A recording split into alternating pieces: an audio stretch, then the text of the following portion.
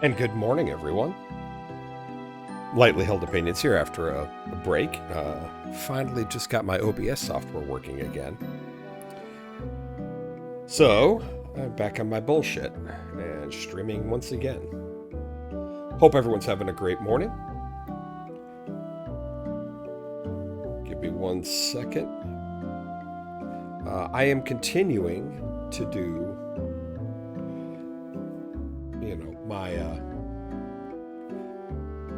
my lovely time here.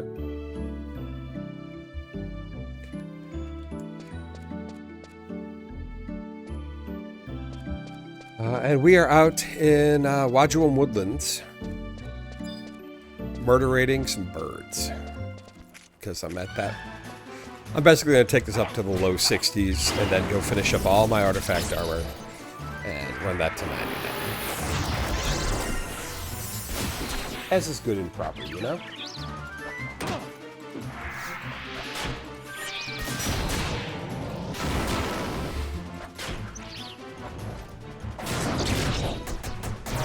But I plan on having a fairly chill day on this. Just want to advance Beast for a little bit. I'm still... I am theoretically have recovered from my surgery, but it still is kind of painful to sit for an extended period of time. So hopefully I can go for a while here tonight.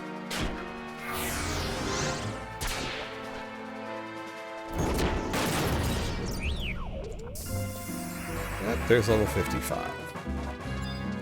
Let us keep going.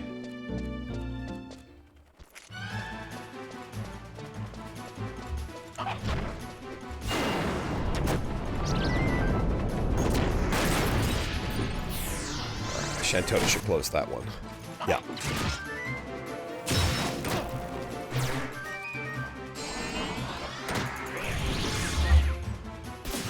Now it's like fire.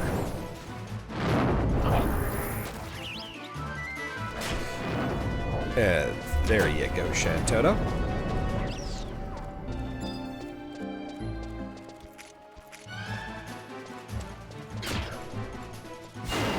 I actually need to look at all of my quests. I think I'm holding on to a few that I don't need to be doing.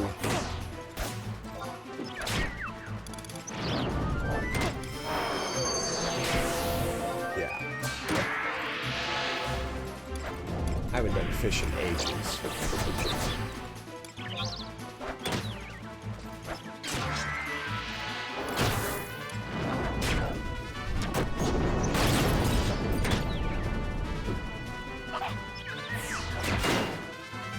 Slowly but surely get my axe skill up.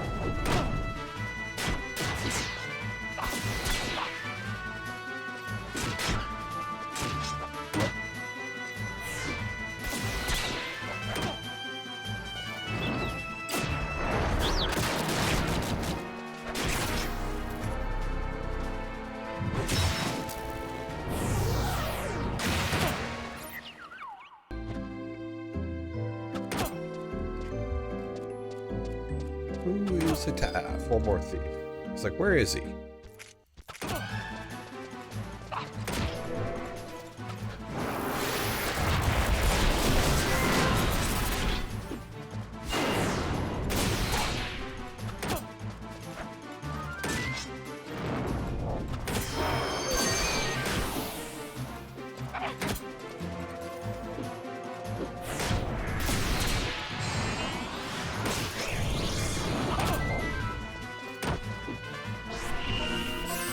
Oh, hey, there's the 10 o'clock, so...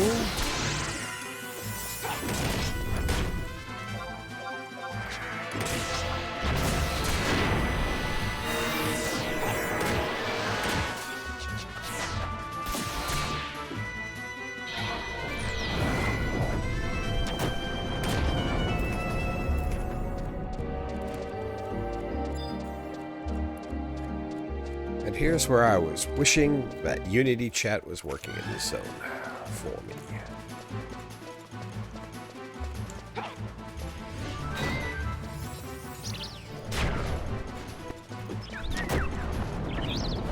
But it is not. So I'll need the zone before I can clear those.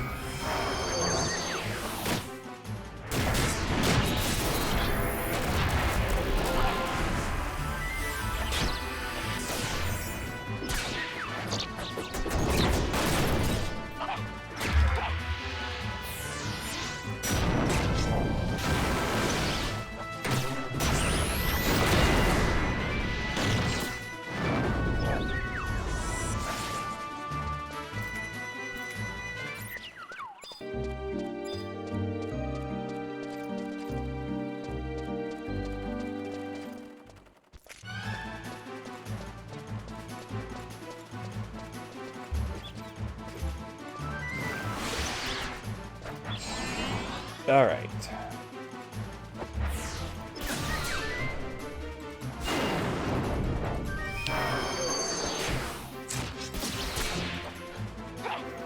So I guess the question I have now is, what should I do? Because I've got 3 jobs at 99 right now. Summoner, Blue, and Dark Knight. And I'm going to push Beast up there. But I think it's time for me to, like, decide what do I want to do for the end game and actually push that. Because I know that going forward, like, long term, things I want. I want Puppet Master 99 in the end game. I really like Puppet Master, but I don't have the funds for it yet. I mean, Pup is incredibly expensive to get into. Well, no, Pup is expensive to get into. It is incredibly expensive to get into decently, and it is obscenely expensive to get into well. Like, I'm almost to the point of deciding that when I, before I do Pup, I'm gonna take Goldsmith the cap, just so that all the money I'd be spending on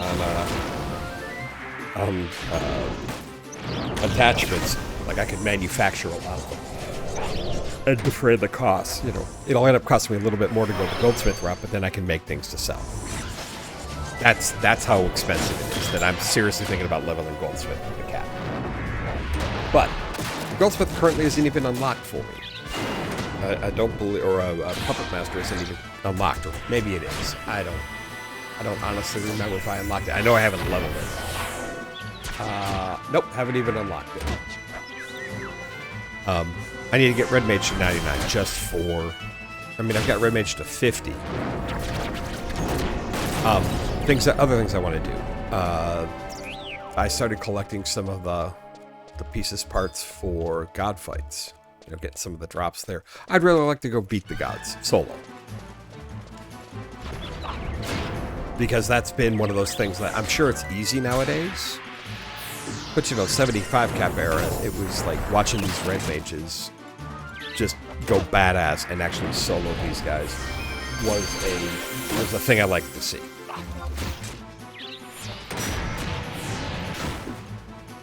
So,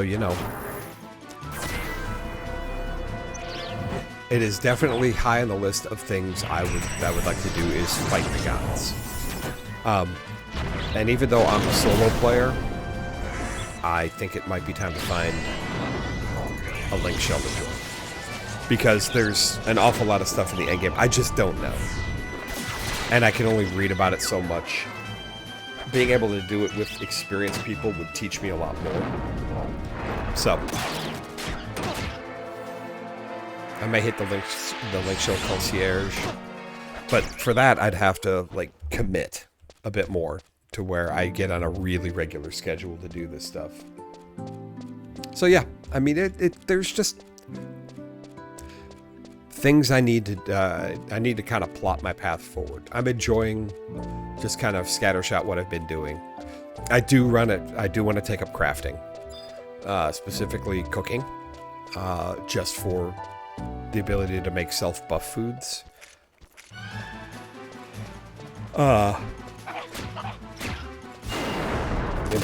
I need to work on fishing. But that's not stuff I'm going to do on stream. Like, fishing is absolutely something that I am not going to subject anyone else to. It's boring. like, you might see me do a little bit of fishing, say if I'm on, like, we don't need to take the boat anymore.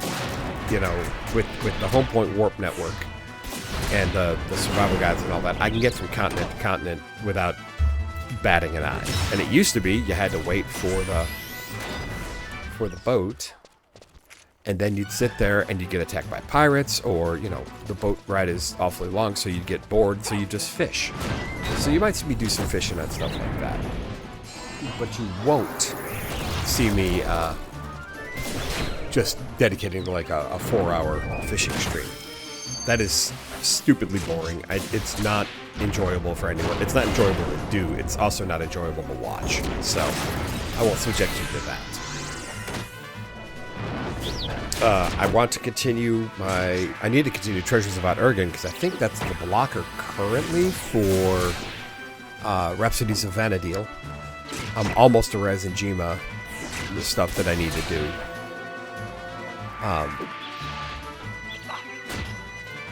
You know, I want to do Treasures of Out Urgen and Wings of the Goddess.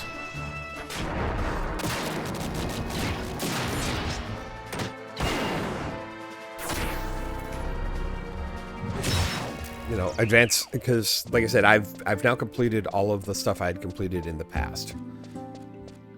Meaning, like, I've completed the Chance of Prometheia storyline. I've completed the Zillart storyline. I've completed, you know, the base game storyline at rank 10 in my city. I've done all the rank 10s in all 3 cities before. So, you know, not worried about that. But the thing that I really want to do is Treasures of Out Urgen and Wings of the Goddess, and obviously Settlers of Anduin, but that's more... I don't know. I've never really connected with that, because it was like, that was after I left for the first time, and I came back and played it a little bit, and it didn't grab me then. It's grabbing me more now.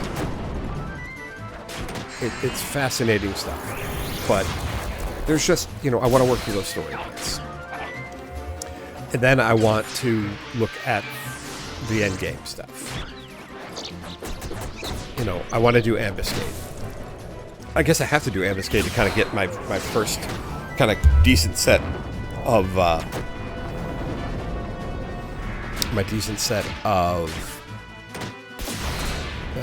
you know, endgame weapons or endgame gear. But from the research I had done a couple of months ago before my surgery, it looks like we're going to have to do quite a bit of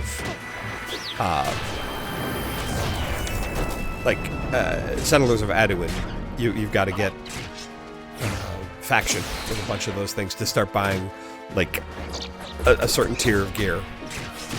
So there's just lots and lots and lots of stuff yet to do. Level 57.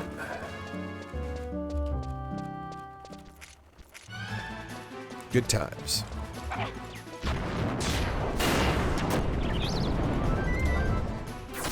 Oh, I have Rampage now. I'll hold on to it.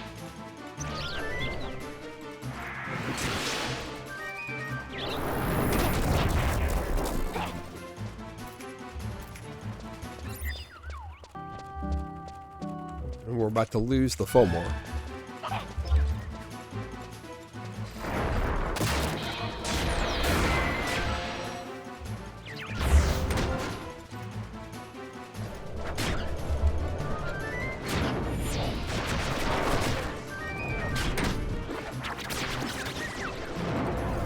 There we go. Pop distortion.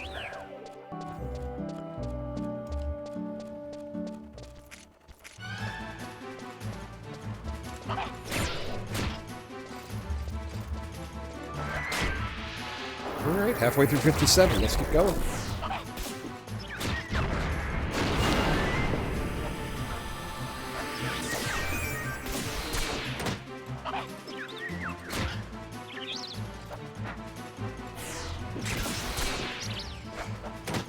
So, the other thing I also did while I was away from the stream for the last while, I went back and finished Endwalker in Final Fantasy XIV. I will probably stream 14 for you guys as well. Maybe alternate try to get a better streaming schedule going and alternate the two. Because Dawn Trail looks like it's going to be great. And they are adding, not at the start, but they are adding late in the Dawn Trail cycle. So probably late this year, middle of next year, Beastmaster. It's going to be like Blue Mage. It's going to be a restricted job.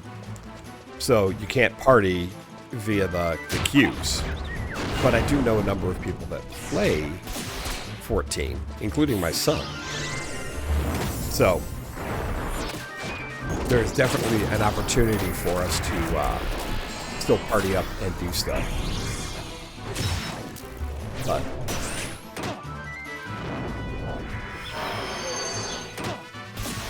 they also on there's a new data center, or newer data center, Dynamis. The World's Fair all have Road to 80 enabled, which is like double XP from everything until you hit level 80. Which, let me just say, is ludicrous. I roll up a new character to see what I could do with it. And I just completed the Heavensward content, and I leveled 4 jobs simultaneously through MSQ alone.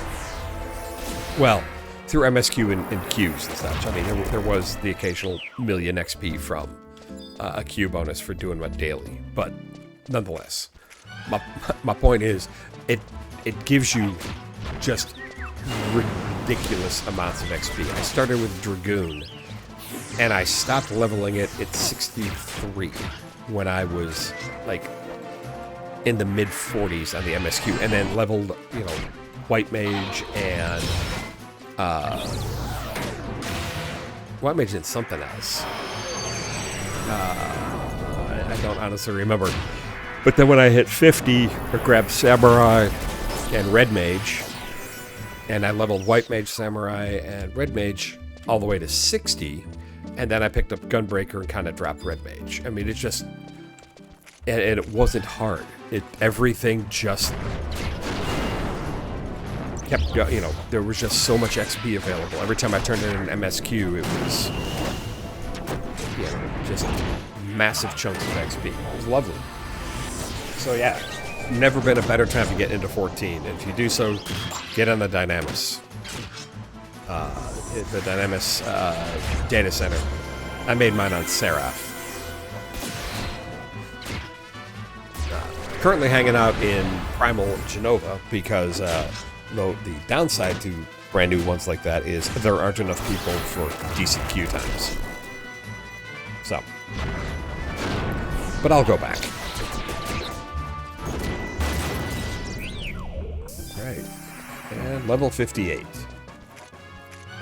Certainly want to get at minimum 60 before breaking from here because the XP is too good. But at, when the XP dies here, I'll go get the rest of my artifact armor. I've done AF 1 and 2. So, I need to start Bogart's hands, and do all my coffers, and do AF 3.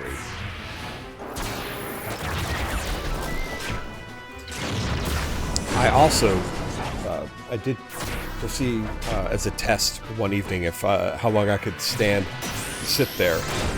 I did another boring run, which was I picked up a bunch of Blue Mage. I went farming some Blue Mage spells for my Blue Mage. I got some of the really nice ones. But yeah, I still couldn't. I could only do it for like an hour at that point. It just wasn't happening. So we'll see how long it takes me to get uncomfortable this time. I've been going 20 minutes, and no issues yet. I wouldn't expect 20 minutes to be the problem, though.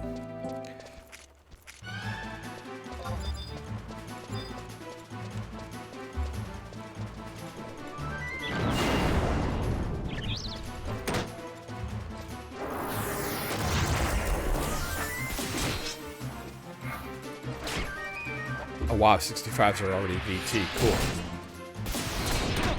We're going to start ripping through them a lot faster. Oh, I probably should do a Rifa all on my party here.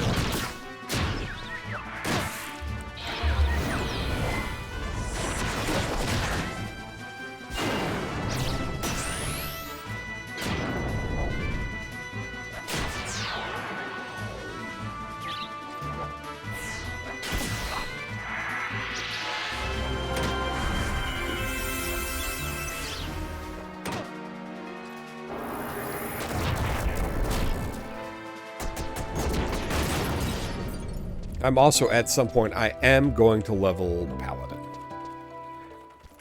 Even though I don't want to tank. I've done, like... I've done enough content where a solo Paladin's been out there farming something and has rescued my ass. That it's just, it looks like it's got tremendous ability to, just go out and do stuff and not die. Just kill slow. Welcome. Hope you're having a good morning.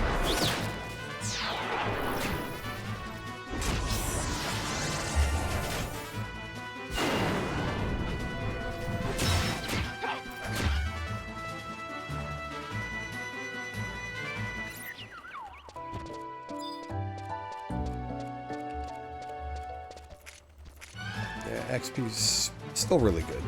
Falling off slightly. Yeah, but 63s are still VT, so it's only slightly still. I could fight these guys to mid-60s.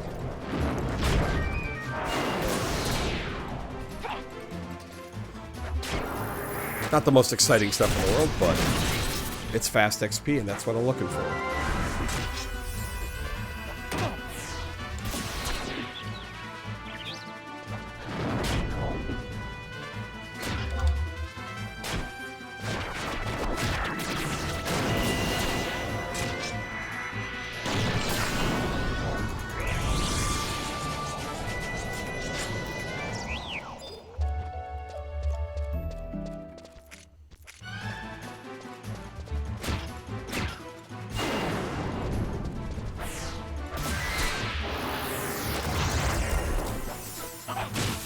Almost to 59. Let's keep going.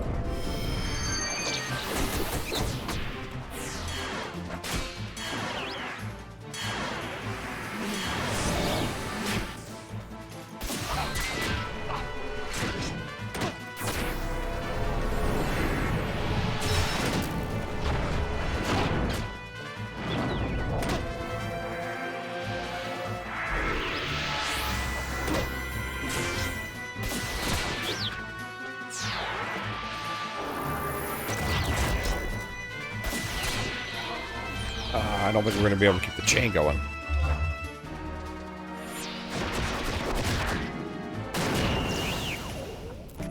Nope. Just barely missed. Oh well. It was still a lot of XP, and we're about to hit 59. I mean, to be honest, I could leave at 59 and go do my others, just the kills I'm going to get during the Artifact Armor quest would probably be enough to get me to 60, but why would take the risk?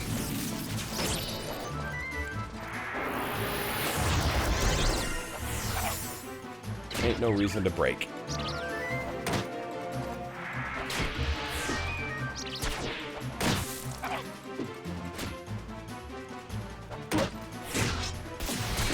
Hope everyone's having a good morning. Happy Saturday.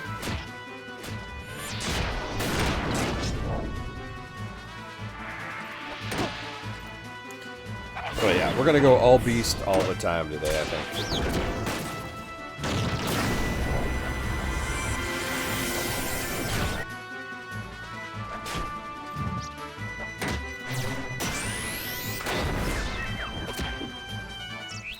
Hey, there we go.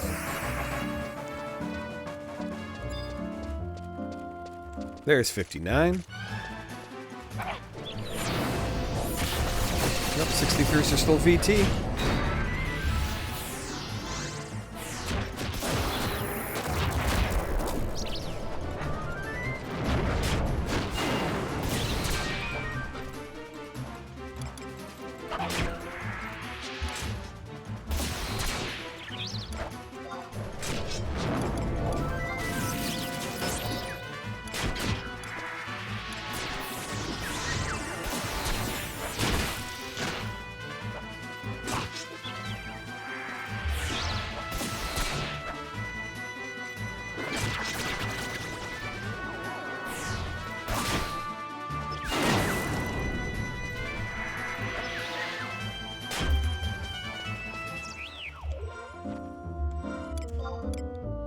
don't think I'm going to be able to redo daily.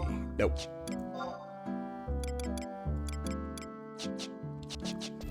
Coalition assignments is on the monthly, and I do want to do. I'm going to need to do some of those for Secrets of Aduin questline. So we shall do that later. That is a 99. The crazy part is like with the right breaks, I can hit 99 today, soon. I don't think I will because I'm not really prepped for that kind of run. But that's okay. Like I said, today's stream is really me testing to make sure that I can sit down for more than 45 minutes at a time without my surgical area starting to hurt to the point that I can't do it anymore. And so far, so good.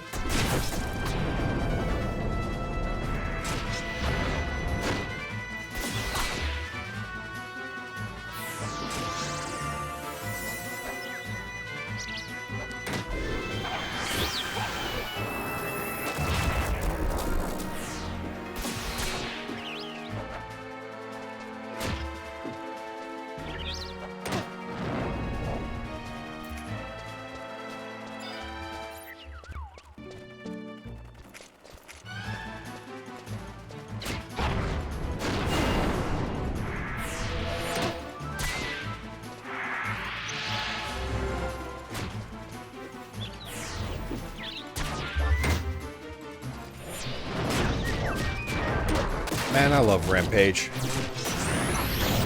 I've been attacking when I'm still in skill up mode. That was over a full point of skill. It's 1.1 points.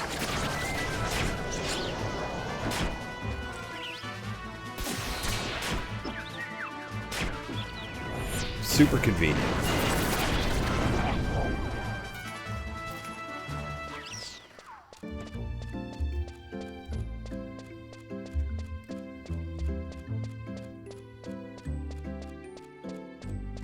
And thank you, Shantoto, for your pocket nuclear weapon.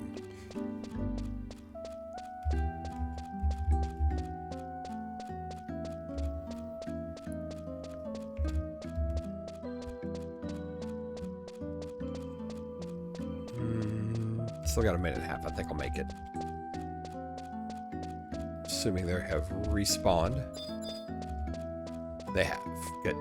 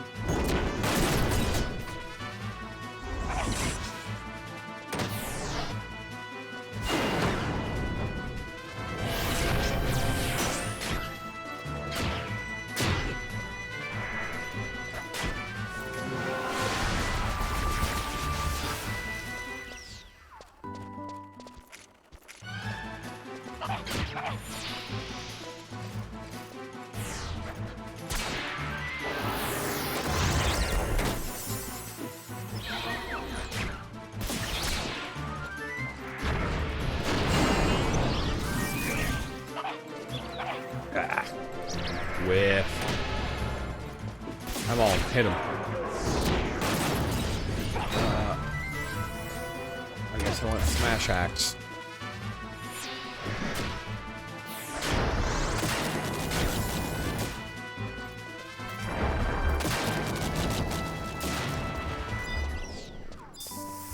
Hey, level 60. Look at that. Let me get back. So I don't accidentally do Smash Axe again without intending to.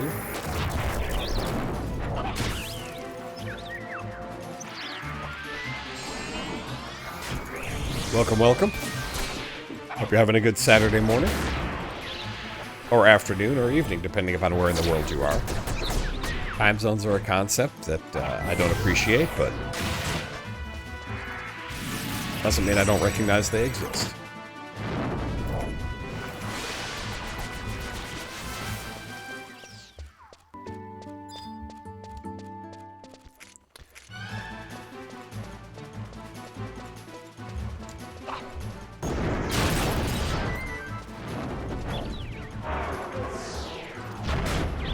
Smashbacks again.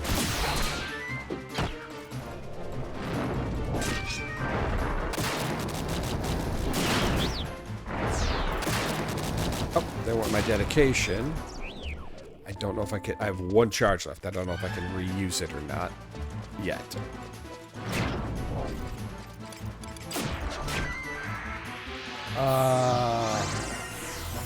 Yeah, I can.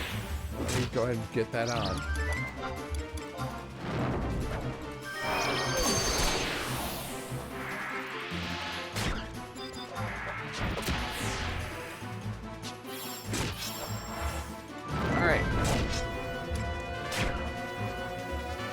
Buy a caliber ring with login points if I need to. I don't know if we're going to beat this guy time. Maybe with Shantoto and Tenzin. Nope, he just missed. Maybe now. We're not going to get the chain. Alright. That's okay.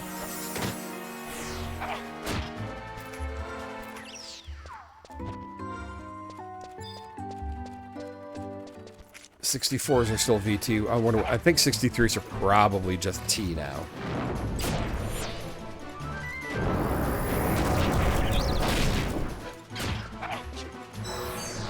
Oh, they made light.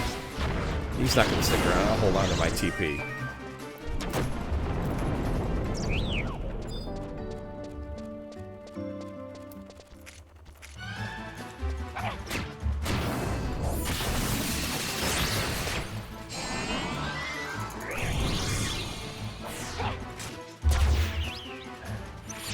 Oh, I'm an idiot. After this one, I needed to do a refa all and get a new batch because they are all like level 53, not 60. I forgot to upgrade them.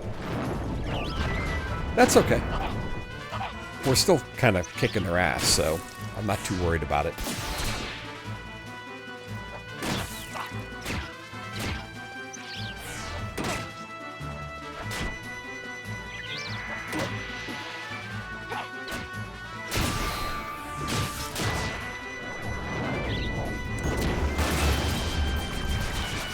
Whoop. Caps.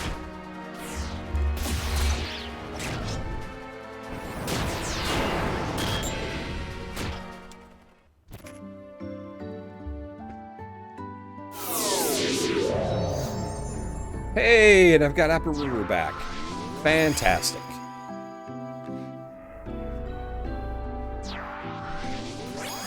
She's so much better than Kupipi. I mean, don't get me wrong, Kupipi's great. Kupipi will carry you through the game, but Aparuru and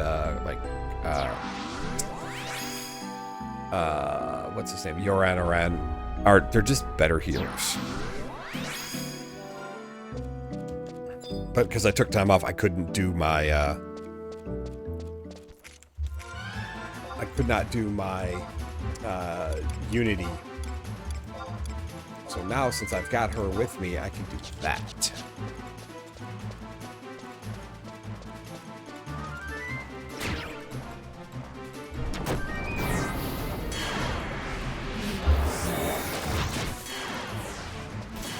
Well, shit.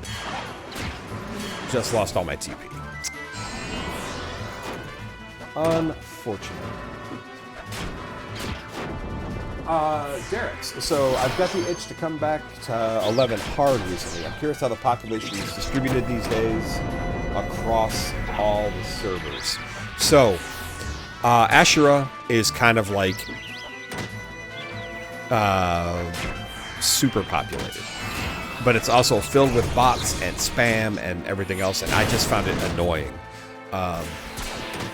I think Siren is still pretty populated. Bahamut that I'm on here is not bad. It's got, like, currently, what do we got? 1,274 people online on the server. That to me is a good amount. 4,000 is not. 4,000 is too many. But I'm not finding, if there's any time I'm looking for content, you know, I'm able to do it because people are distributed enough. I'm not really focused on the end game, so I couldn't tell you how it looks there. But I really do. I mean, Bahamut, I've found to be just. I have made a tune on Ashura, and I made this one as well. Just because I was honestly could not handle it. There were just too many people. So even in the lower level content, I was competing with people for camps and such. But I think there's a website out there that will tell you like what the population is of all the servers at any given time, and you can kind of look at it yourself. But I just will say I found Bahamut to be pleasant in terms of the balance between too few and too many people.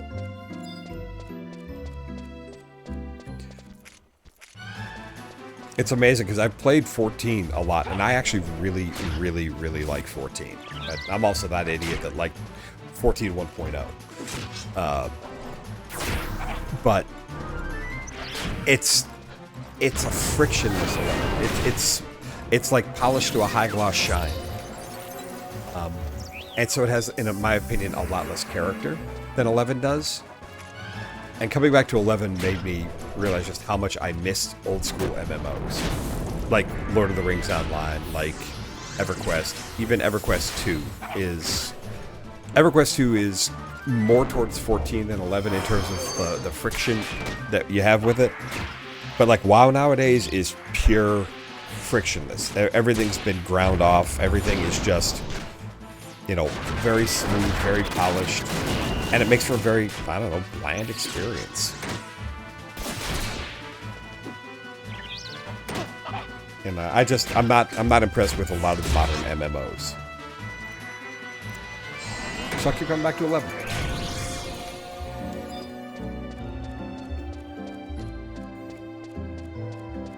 And you know, recommend it highly to anyone.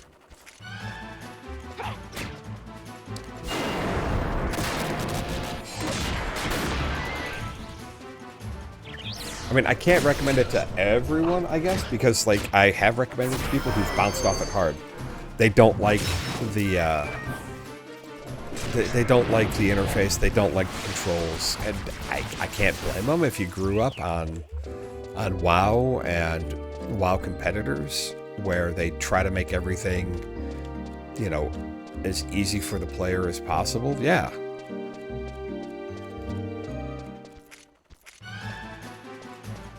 Oh, okay. All right, let me read off your thing. Because great info, especially since I'd be on a new character too, so endgame wouldn't factor in yet. It's been well over a decade for me. It was me as well when I started this. I hear the grind is a lot friendlier since the 75 days. So, just take a look at me. I'm playing solo, but I have a full party with me, including Shantoto 2, who I believe is going to be available again next month, so this would be a great time to come back in. I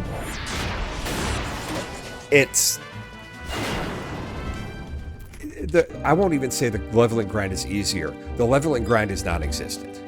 Okay? There are way too many ways for you to get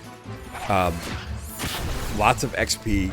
You can have a full party composed of the people you want. So, like, I've got a healer and a red mage, and Tenzin as a samurai, and Shantoto 2 as a, you know, the United States military in my pocket. And Val is a fantastic tank, and you get him for free at the start. You know, so there's just, you can do any content that you can bring these guys out in solo.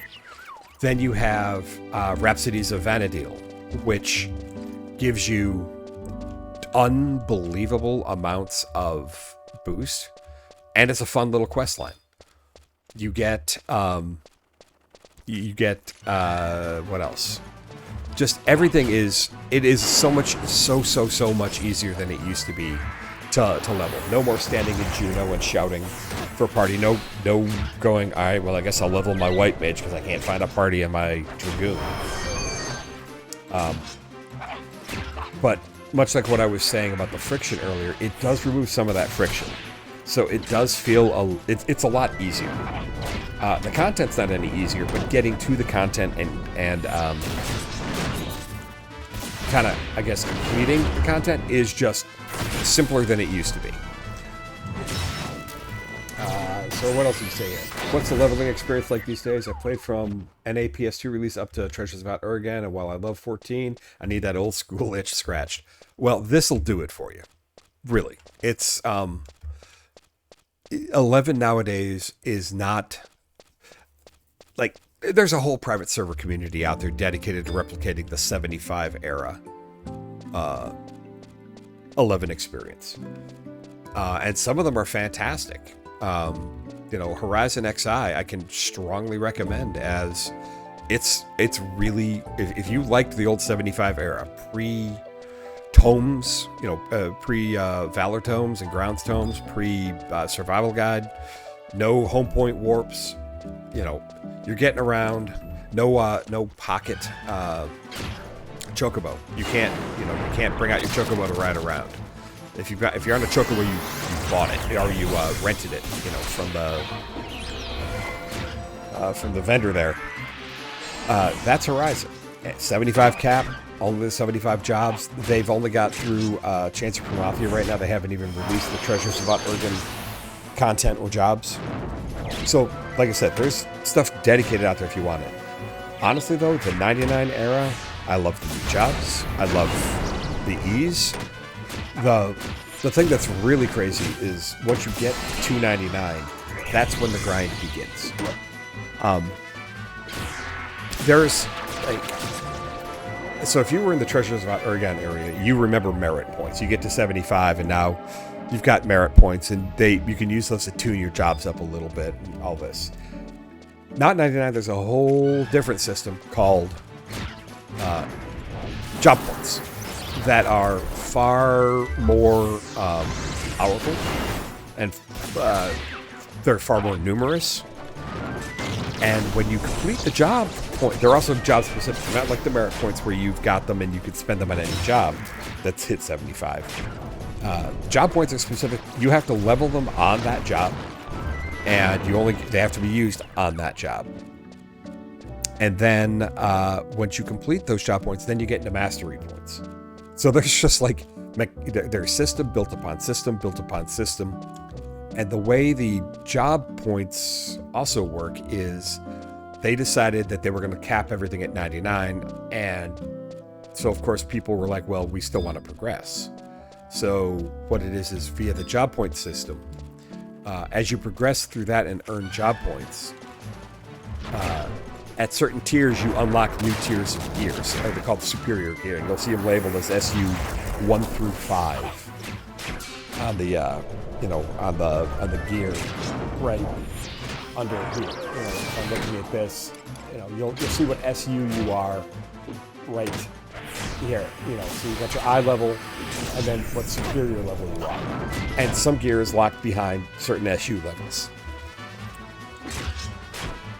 So you can dedicate absolutely ridiculous amounts of time to this, and you know, it's still going to take time.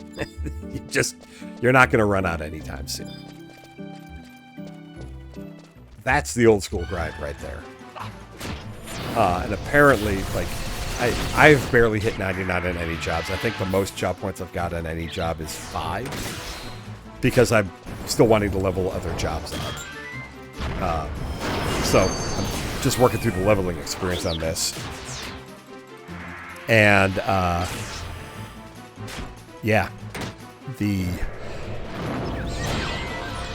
apparently the newest tier of remake gear, Relic, Empyrean, Mythic, I don't remember what the A is. But now they've got what are called prime weapons. And from everything I've read, prime weapons are dumb. The grind itself is like, it is a daily grind because you are capped on how much of a certain resource you can earn each week, and you pretty much have to play every day to get that. Yeah, trusts are really, really powerful now. Yes, you said, wow, they've made trusts really powerful. That looks to have a lot of flexibility to it. It absolutely does. You can build out however you want. And some trusts are stupidly powerful, but are hard to get. Like you'll have to, there's one I would love to get like there's an alchemist, Monborough, that it's just, I've had somebody like power level me, and they had Monborough, and holy crap, is he a wonderful trust to have. But he is, you've got a, I don't even remember what the trigger is. I just know that it's going to be months of constant play before I can do it. I like the idea, but I'm really glad to hear that XI sounds far from retired, even after all this time.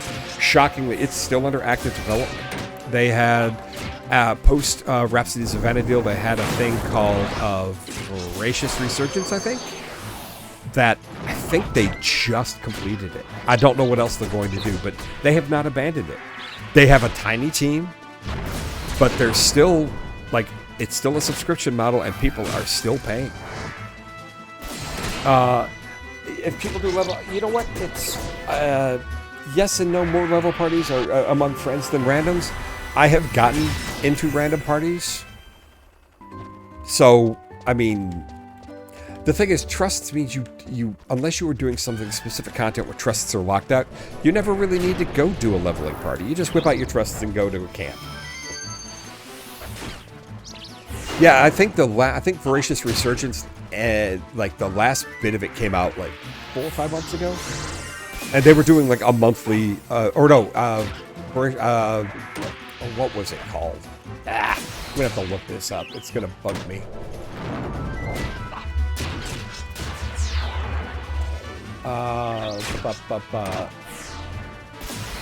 Yes, Voracious Resurgence is now done. The epilogue quests came out. Let me see when.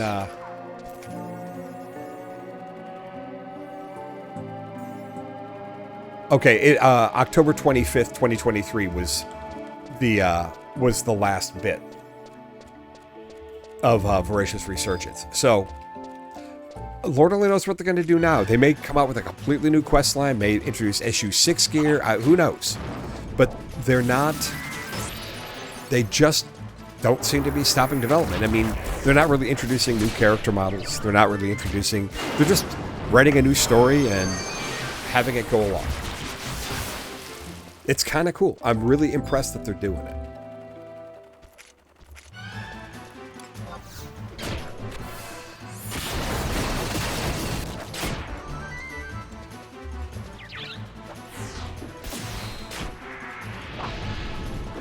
Apparently, I hurt him bad with that calamity.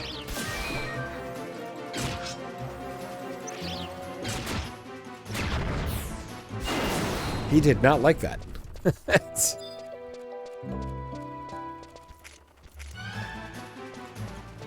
Yeah, they have, I mean, so Square Enix has announced that, like, Secrets of Ituin was their last major expansion.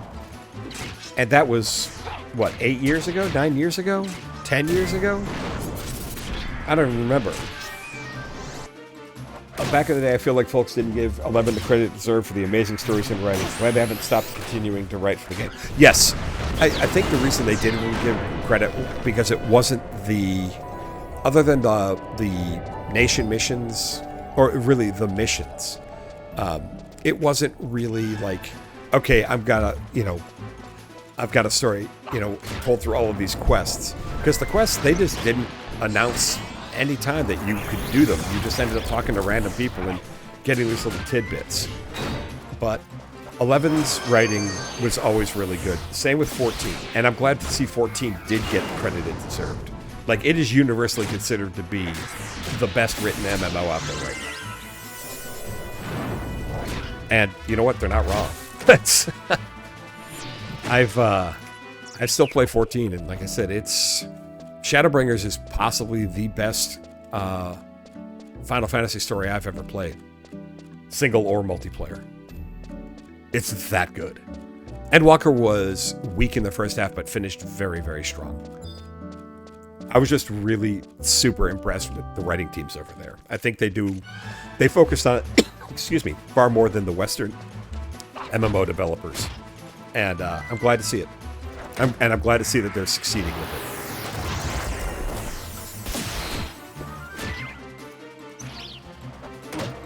But yeah, I'm impressed to see 11 is still around. I enjoy it. I was saying very early on that I have now completed all of the bits and pieces that I do, that I had done back in the day. So now I never completed Treasures of Out-Urgen, I never completed Secrets of Aduin, I never completed Wings of the Goddess. And I have completed now in this run all of the ones I did back then, Chains of Kumathia, Rise of Zillard, you know, the main game. So I'm getting to experience some of this stuff for the first time, and I'm loving it. 100% agree about, I assume, 11 and 14. Also agree, Endwalker's ending blew me away. I have no idea how they'll top either expansion with Dawn Trail. Yeah, the thing about Dawn Trail is I think it's them dialing the stakes back down, because it's the problem with almost every MMO. It's the problem with almost every long-running book series. You know, like, I love Jim Butcher's the Dresden Files book series. But at this point, Harry Dresden is basically a god, because he has to keep upping the stakes in every book. And I think that what Square Enix is trying to do with Dawn Trail is to make it like the cozy version. Like, they're dialing it down to a much lower stakes, smaller scale thing that they can then use as a jumping off point to do that power creep, scale creep. You know, so they're just introducing a new area, new mechanics, and it looks like it's going to be, you know, it's not the world-shattering kind of thing. You know, I'm sure there will be big bads. I'm sure there will be, you know, big threats that we have to face, but it's not going to be, okay, so there's 14 reflections of the entire universe and we have to save them all kind of thing. Don't get me wrong. I loved the story. I loved the setting. But yeah, I mean, at the end, the Warrior of Light is basically a god. You are facing off against things that, and beating things that you have no business doing that, you know, as a human being. So, don't care. It's still really, really, really good. But I think my favorite bits of Endwalker, spoilers, were the parts where you went back and you got to see Emmett Selch as a curmudgeon. You know, he was so well written in Shadowbringers. So well written. Yes, he's a villain, but he's a villain where it's like, oh no, I totally get why he's doing what he's doing. He wasn't mustache twirling. He wasn't La Habrea. You know, the way La Habrea was pictured in A Realm Reborn. You know, where he's evil for the sake of being evil.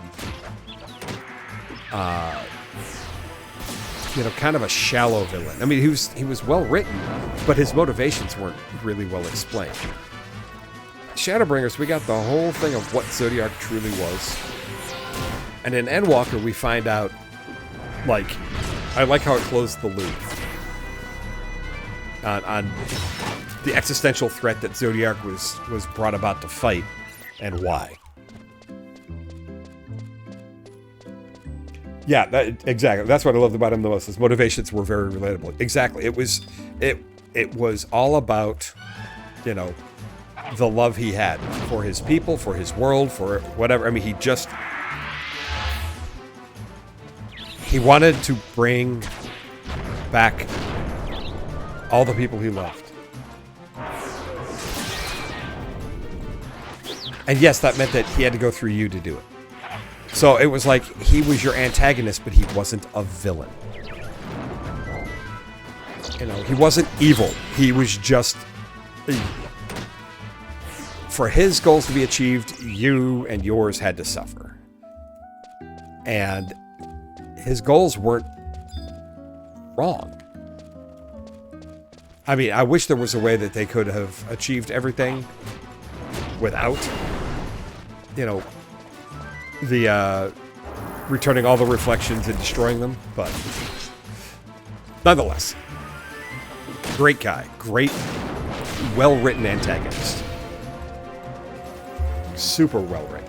And then all the new ones you met, well, I mean, you met most of them, but they weren't really, you didn't spend a lot of time with them in Shadowbringers. But especially Venat. You know, spending time with Venat was the other loop that we closed that I thought was fantastic in Endwalker.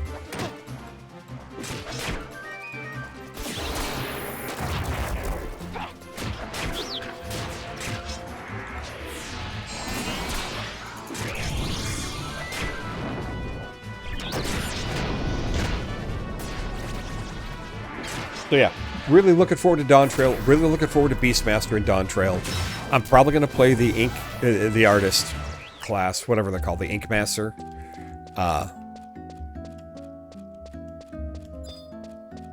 You know, but it's I'm looking forward to it. Dawn Trail should be a lot of fun. I have my pre-order, so I got my earrings, which that's the other thing I really appreciate about Square Enix. It's like, yeah, no, if you pre-order, we don't just give you, like, here's a cosmetic bonus. It's like, no, here's a legit buff that you get from the moment you pre-order that you can apply to your current characters.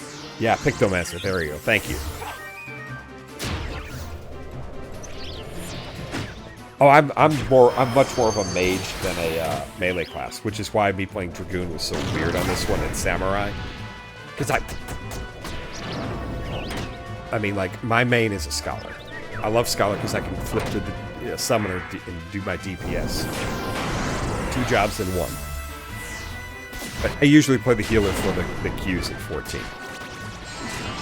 Because I hate waiting.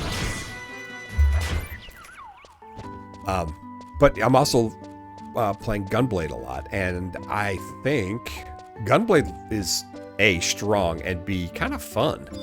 So, I may do that. SE is great about respecting your time in their MMOs. Granted, I remember when your Relic took you a year of grinding to finish back in the day, but these days, their games seem pretty cozy. Yeah, I mean, it's... So, I like how they give you a challenge, and I mean, look, the prime weapons in this are literally, they are a fucking grind. The number of people who have advised me, don't even start one. They're just not worth it. They're great weapons, but they're not worth it. There are weapons that are almost as good that take you a fraction of the time. That kind of thing. So I'm like, okay. I'll still probably start one. Just because instead of like trying to make it my main weapon, do that with one of the others that's easier to get. And then start the prime and just be like, yeah, okay. We'll just kind of go. But I mean, they seem to really have found the balance between this is a grind for the sake of grind, prime weapons accepted, and this is a challenge that'll take you some time, but like there's distinct progress within the challenges. So you feel like you're progressing instead of just, you know, looking at a very distant goal. But I think they're doing a great job. I've been super impressed. I was super impressed with Final Fantasy 16. You know, and here's one thing I'm curious about. I don't expect they're going to do it, but, you know, you got 11, you got 14. 14 minus 11 is 3. 14 plus 3 is 17. We don't know what the next Final Fantasy game is. I don't expect it to be an MMO. 14 is having way too much success. They don't need a competitor to 14, you know. But I thought 16, well, I thought the story was great. I thought the game looked great and played great. So I was, you know, I was disappointed in 15, although I was, again, that asshole that liked it. But I felt like I thought the mid-credit scene with the 4 of them around a campfire was one of the better things Square Enix has written. I thought it was incredibly well done. It was poignant. It showed how these characters had grown throughout the course of the game. But the moment-to-moment gameplay in that was not as good as I'd hoped. Now, I am a software developer by profession, so I'm the one that loved the Gambit system in 12. I mean, absolutely loved. I thought it was so much fun how I could spend quite a bit of time programming my party to do what I wanted. Yeah.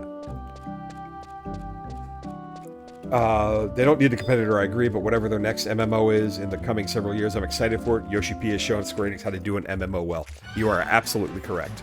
And it really is. I mean, Yoshi P has a golden ticket to do whatever game he wants to do. Because he's, I mean, 14 finally surpassed 11 as their biggest moneymaker ever. But I mean, the other thing is, no game gets a second chance. Ever. Especially not in MMO. And he took Final Fantasy XIV, which was DOA. And I mean, look, I loved the crafting system.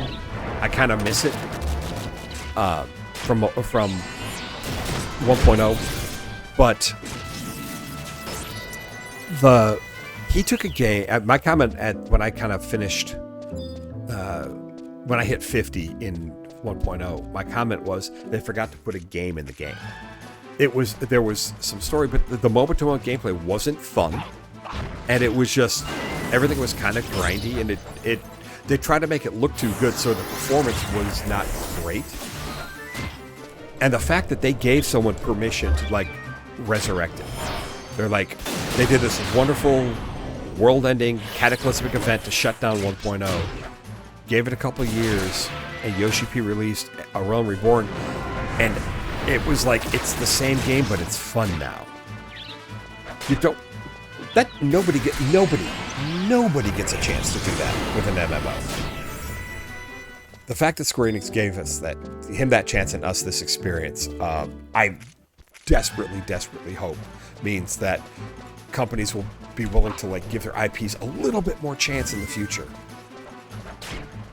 You know, because there's so many games out there that don't get marketed properly or what have you. The graphics were ahead of their time. The cinematics, chef's kiss. But with all deference to 11, it was 11 2.0 and MMO had moved on from the classic era of 11. Yeah, that's precisely it. They were in the classic MMO mindset, and they made a gorgeous classic MMO. And the player base was looking more for, hey, we wanna have a smoother leveling experience. We wanna know where to go to get quests. You know, and so they just didn't. But Yoshi P did such a great job with it. And then, you know, also, the real test was not just ARR, but it was like when Heavensward dropped. It's like, okay, so, because the ARR story really hadn't changed. They added a few things, they changed a few things, but they didn't have the time to like write an entirely new story. And Heavensward comes out, and honestly, Heavensward, absolutely freaking fantastic. It's just great game, great story, great everything. You know, I would say the low point for 14 was probably Stormblood for me. Like, it was good, but I don't know, just a little too dark and depressing. And I didn't like the pacing of it. It felt very uneven. So, I'm not going to complain though.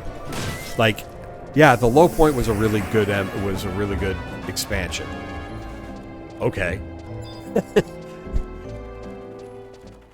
You know, the problem with Stormblood is it's not Shadowbringers, Endwalker, or Heavensward. You know, Shadowbringers and Endwalker are probably two of the best expansions to an MMO that I've ever seen.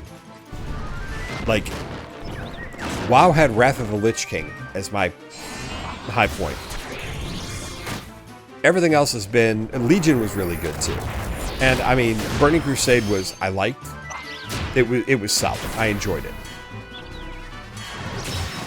I can't even give you the name of an EverQuest 2 expansion. They're all just kind of the same. It's like, oh, look, more content. New raid. All right. But 14 and 11 both have incredibly... Like, all of their expansions stand out because they're all so strongly... What's a good way to put it? They're all so strongly themed. Stormlight had a ton of lore I can appreciate, but I agree it just didn't do it for me. Agreed, Shadowbringers and Endwalker could have been whole mainline games unto themselves, with the obvious minor... Yeah. The stories were worthy of a single-player game. I get why they aren't, but that's fine. They made amazing expansions.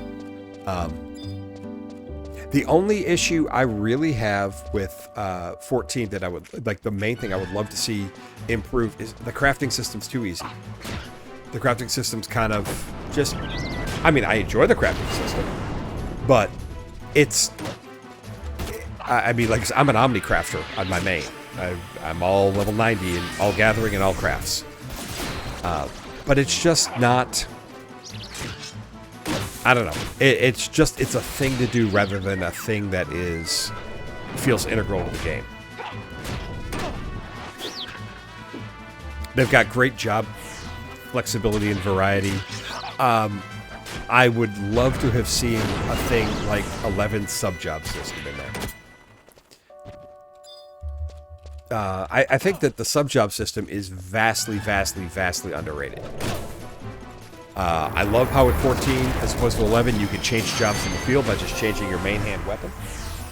I think that's something that 11 could do with having put in. You know, being able to change your job in the field, maybe not during combat, maybe not in an instant sort of thing, but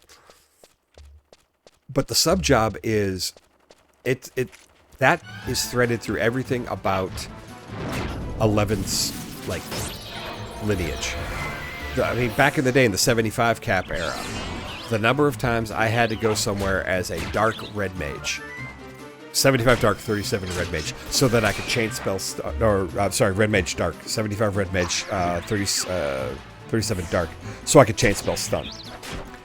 That kind of thing where you can make a build that is not, it's greater than the sum of its parts. It has a utility specific to a fight or what have you. That's the kind of thing that I think we missed out on when they went to 14. Was they took away the sub job system, and I think that the sub job system gives so many opportunities for the developers to make fights, content, whatever you want to call it, that are that a particular build can do easier with. You know, so that encourages you to level up all sorts of different jobs so that you have the utility to do a particular content as something you normally wouldn't do, because you get abilities from both jobs. But that's a quip. I mean, that's me saying I think that this would be an interesting design philosophy to go back to, not they did it wrong.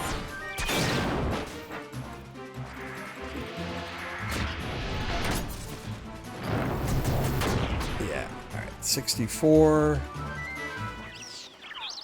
Let's get to 65, and then we will go get my artifact armor. Yeah, so I've been going an hour and 8 minutes. Back is still doing all right. And I've gained 11 levels. To give you an idea, Derek's, about how the leveling is. That's the other thing I forgot to mention. Rhapsodies of Vanadil. The Rhapsodies of Vanadil is its own mission line. Okay? And you can see that I've gone through... I'm in Chapter 3. Okay? I've gone through a lot of it. But what you get out of Rhapsodies of Vanadil, at certain points, you get permanent key items that are... Where are they? Here we go. Rhapsody in White, Rhapsody in Umber. I'll let you go look up what they do, but all the way through mobs, what I'm getting is permanent, like, plus 30% to all XP gained. So... you absolutely want to progress Rhapsodies of Vanadil as you go, because it's just it means that as you go level further, you're just getting much more. You're advancing much quicker. You know, I'm getting 1600. You know, I'm going to be getting like 1000 XP without any XP chain or anything. Like I spent too long talking and running there, so I'm not going to get the chain beyond 5 here. Unless Tenzin absolutely uncorks it. Nope, already missed it.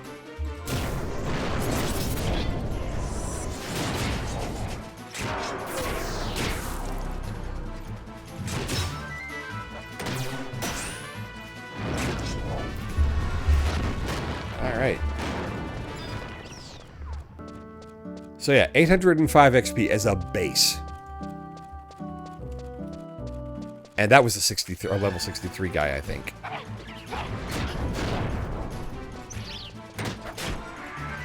$65 will give me, you know, a little bit more.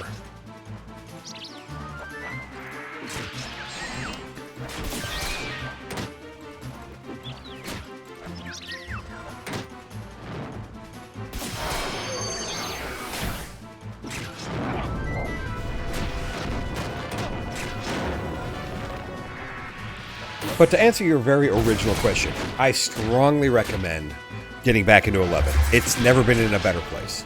It's fun.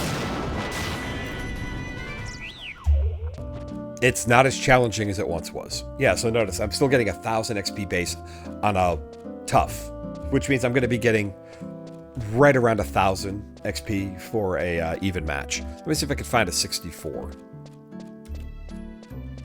Although, that would give me... I'd still get a chain bonus, but still. I can calculate from that. There's a 63. They're both 63s. Reactivated my service account and resub. Now for that glorious play online music while it downloads. Yeah, the problem there is the download... Play online still sucks as a content delivery system. It's going to take you a while.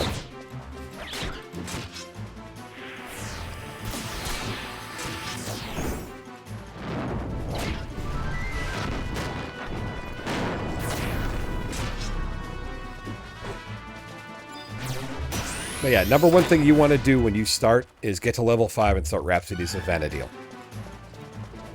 And then just... You don't even need to focus on doing it.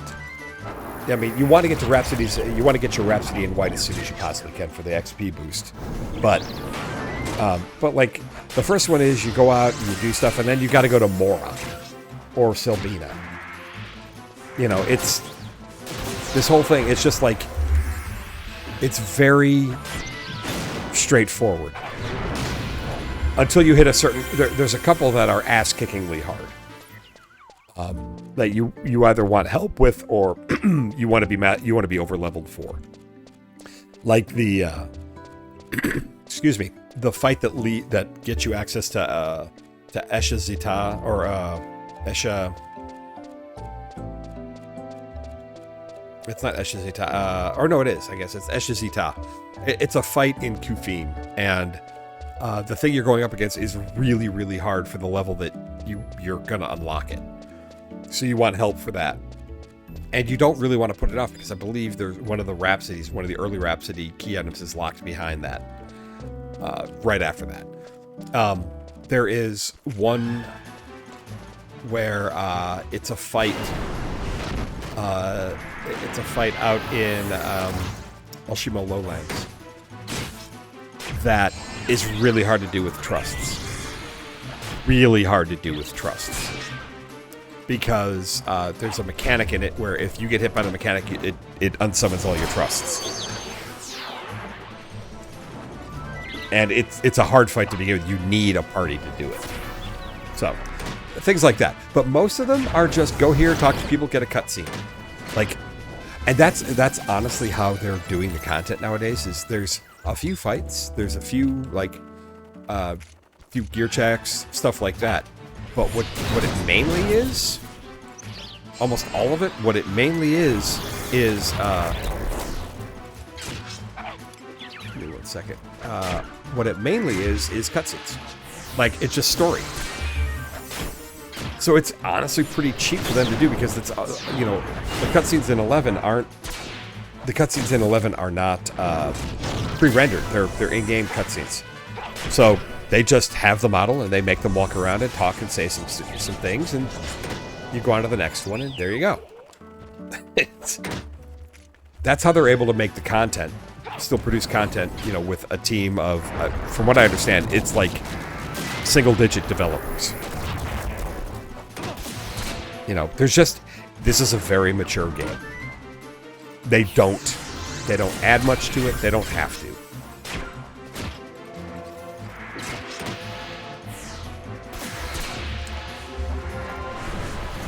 What is it played?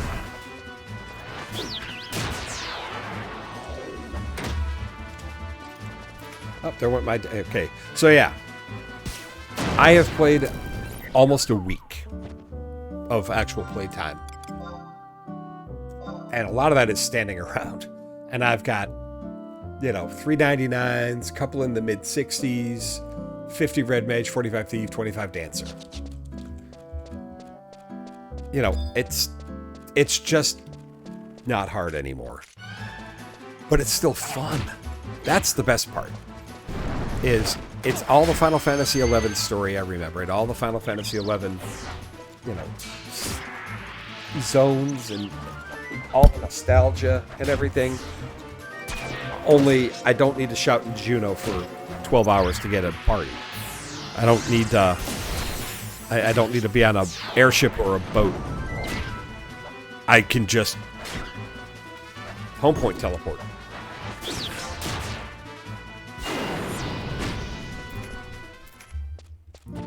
All right, we are almost done. Wow, that's... How did I... Oh, my... Yeah, I forgot I had dedication on. So, here's a 64. And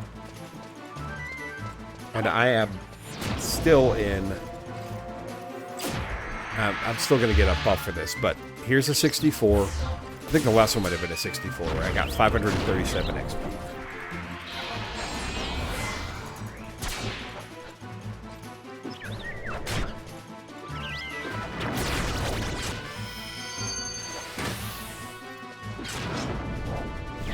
I just need to get a few more kills, and then I'm going to go do artifact armor.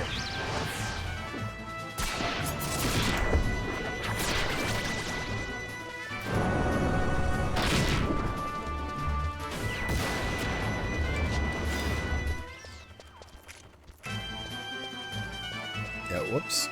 Experience 3, 728. Okay. And that was an even match. So, you can tell, I mean, I'm getting quite a bit of XP. The point I'm at in the Rhapsodies of Vana'diel questline, though, is like I'm not getting the future Rhapsodies I get. Do not give me bonuses to XP. They give me bonuses to what's called capacity, which is job point. Which again is kind of what we need to do.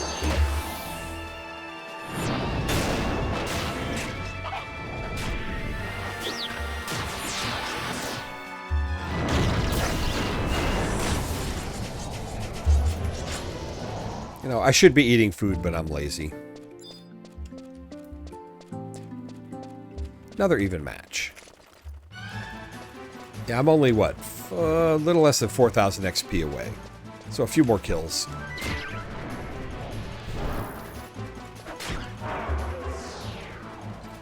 But I've picked up 11 levels, and I've picked up, like 60 axe points. So it's working out. It's been a good run so far.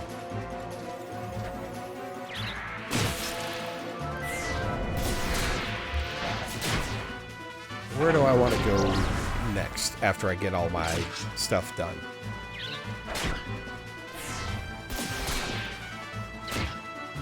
Ah, probably Mizero Coast for the Seaboard Vultures. Yeah. Take those to 80 and then I'll spend the rest of the time in Esha.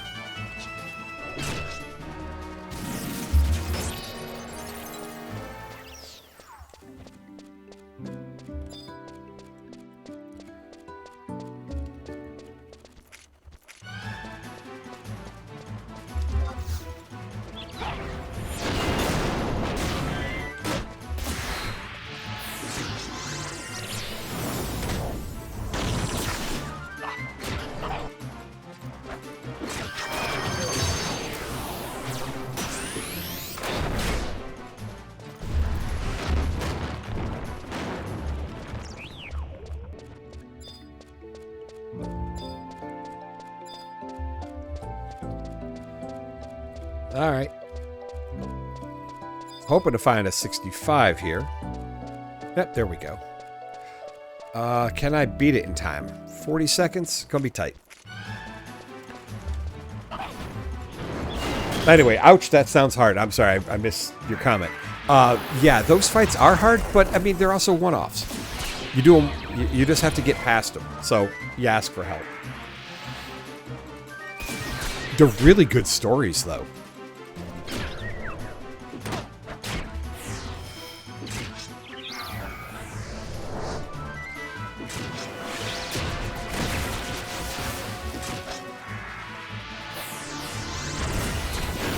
Come on, close it.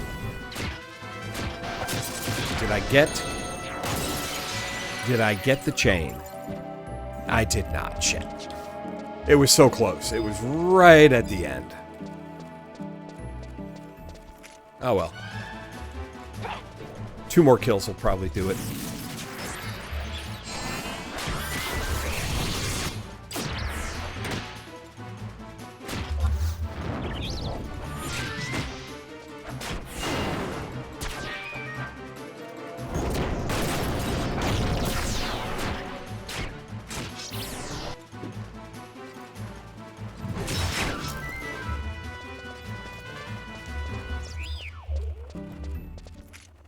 Oh, good, it's a 65. This will definitely give me.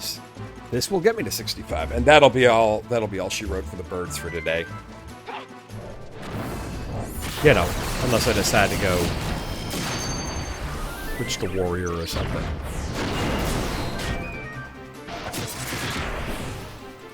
But it's also, Derek's. It's also amusing to me how.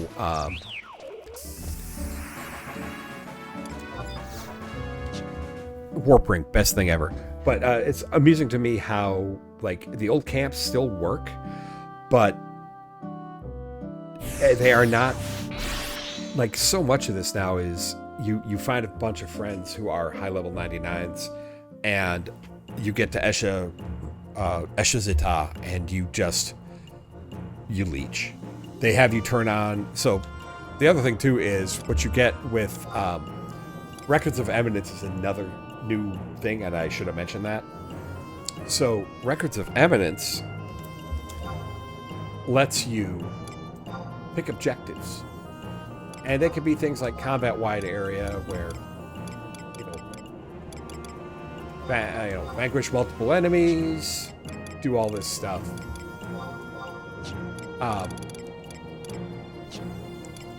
I've got, like, I keep all of these because I get a lot of crystals, so I just, keep those 10 on. You can have 30 of these Records of Eminence going at once. I have Black Tiger Fang because I keep, every time I level a job, from my late 20s to mid 30s, I'm farming the Tiger page in Battalion Downs. And it's just a bunch of free stuff. But if you're going to go farm, like, oh, I need to get Yagudo bead necklaces, absolutely turn that on. It's free XP, it's free, what are called, so when you earn these things, okay, like, let me see where I get one of my Records of Eminence popped off. Here we go.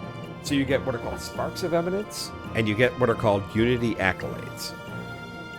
Both of those can be turned into money, into just pure gil.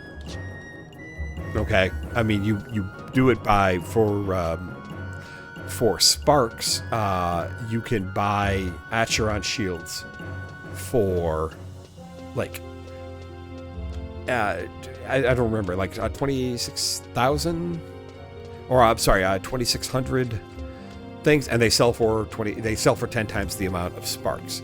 So you can only carry 100,000 Sparks. You can only carry 100,000 Unity Accolades. So when you get full, you just go buy these and you go sell them, and it's just millions of gil. So yes, all the economies are inflationary. Ashura is the worst by far. I mean, it is hard to make it as a new character on Ashura unless you have a high level somewhere, because the economy there is so super inflationary. It's hard to afford anything. Now, it does mean that, like, if you're going to sell crystals, okay, great. But most people don't buy crystals on the market anymore. Most people go farm Sky and just farm the elementals. All right, so what do I need to do now? Let me look up my BST AF. I mean, I know how to start the hands, but a new dawn. How do I start that? I got to talk to Deepman. Okay, so we'll start with Deepman. Oh, thank you. Thank you, Siri. I don't know that I needed that conversation, but anyway, what was I saying? The records of eminence, you always want to have stuff going on. The way I finally got my Aparuru back is my healer, because she is the unity I belong to. But if you need to have enough favor with the unity in order to summon them, and it goes down weekly. So I hadn't played for a while, and so it had reset down to 0, and I couldn't summon her. But by doing the records of eminence and getting the unity accolades, I was gaining favor with the unity again, and that let me do it. Unity is great as well because it offers an entire new teleport network that you don't need to have gone to first, which is hugely exciting because you can just like I don't remember. I know there's a Unity guy in Juno. I just never use him, so I don't remember where he is. But you can go to all sorts of places as a teleport destination without having been there ever. So it's a way to kind of get yourself around and extend, go grab a survival guide, go grab a home point, that kind of thing. Because it's also the Unity or I need to get mahogany lumber. I remember this. You need to get, you need to pay Unity accolades to use the Unity teleport. And, I've got 77,471. That's after I spent myself down to about 40,000 yesterday. So you get them pretty quick. But the thing about it is you have to go to a specific person, and there's only a few Unity, guys that you can use to teleport, where there's home points everywhere, there's survival guides everywhere, that kind of thing. But they all just, the whole point is if you have a teleport extension somewhere, use it. That'll just make things better for you. Okay, mahogany lumber. Wow, guess I'm never in there.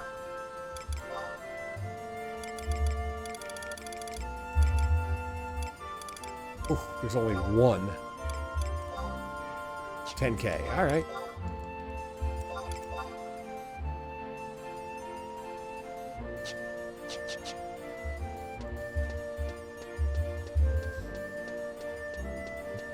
I mean, there's just so much I can't even explain it. Just, I would strongly recommend while your thing's downloading, read up on Rhapsodies of Vanadil and Records of Eminence, because those are things you can both start early, like level 5. And you really, truly want to. You want to get going as soon as possible on those.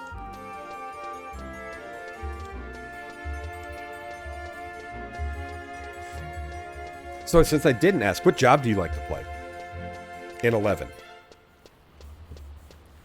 And honestly, that goes for anyone. I'm always curious of people who watch me, what, how they like to play these games.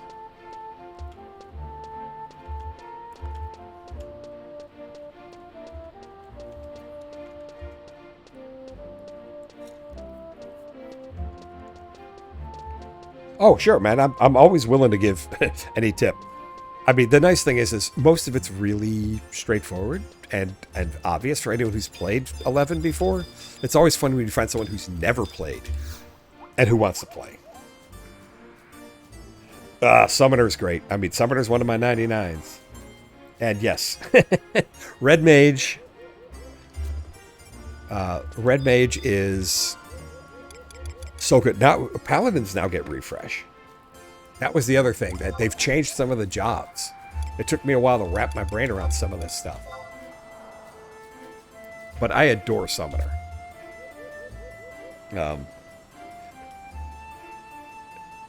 Alright, got my Tamer's Whistle.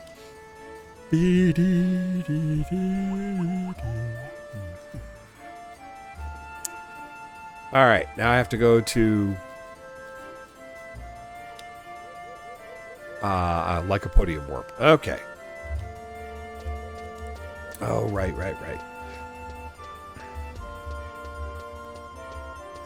I mean, Refresh is still one of the most powerful things in the game. If you're a mage. I mean, it's just... everything you do costs MP, so getting MP back is just so important. I remember spending millions on a Noble Tunic back in the day. In 14, I made White Mage. Really, between both jobs, I didn't dislike any of the jobs. I do miss some of the things from 11, like the Dragoon's Wyvern, or how keeping your summon out consumed MP and made it feel more prestigious. So, here's the thing about Summoner in the endgame. You can get it to the point that your MP regen exceeds your perpetuation cost. And it is glorious. So the 14 rework recently in Summoner, I don't like. I mean, I liked Summoner there, but I liked when he was like my partner and would help in the auto attack. And now, unless you... Carbuncle does nothing except sit there. You know, and I'm just like, I don't like that. I mean, look, to this day, I mean, one of the things that if I'm just screwing around, running around in 11 on my Summoner, I've got my Carby mitts, I've got my, my Carby out, and I've got everything where it's just, yeah, I'm running Summoner Red Mage, and between Refresh and everything else, I'm gaining MP. It was the dream back then, and it's just... But I mean, saying you can now do it where you're gaining enough that you can have, like, Garuda out, and you're not losing MP. It's the amount of negative perpetuation gear on and the relic weapons is just unbelievably good. You know, but you have to go farm it. I mean, you've got to go get your Evoker's Ring. You've got to go get, you've got to go get your what's it called? Not Taiwas. I'm trying to remember the name of the staff that has like big minus perpetuation cost. Or you get your. They also now have like I don't know if they had this back when you played, but I used to have like all of my +1 elemental staves for the perpetuation cost. Well, now they have the NQ version called Iridal Staff, and they have the high quality version called the Chatoyant Staff. That is all the elemental saves in one. Like, you don't need to carry 8 staves. You carry 1. And then the relic staves, just, they don't have all the other elemental stuff, but they have all of the really good... they have all of the really good summoner stuff. The summoner relic staves. I believe the summon job points also have some big...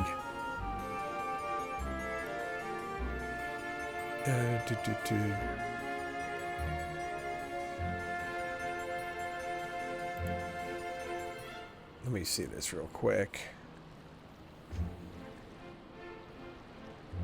Where's my summoner?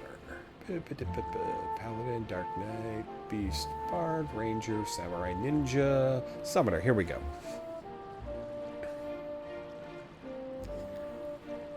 Is there a perpetuation cost? It doesn't look like it. But there is massive amounts of avatar accuracy and attack and magical accuracy and attack and defense and evasion. Summoning magic skill bonus. But yeah, the job points are just... The other thing too is the important thing to look at for job points is what's called the gifts. Yeah, Derek's, it is. It really is. The Chatoyant Staff, I think I even have one.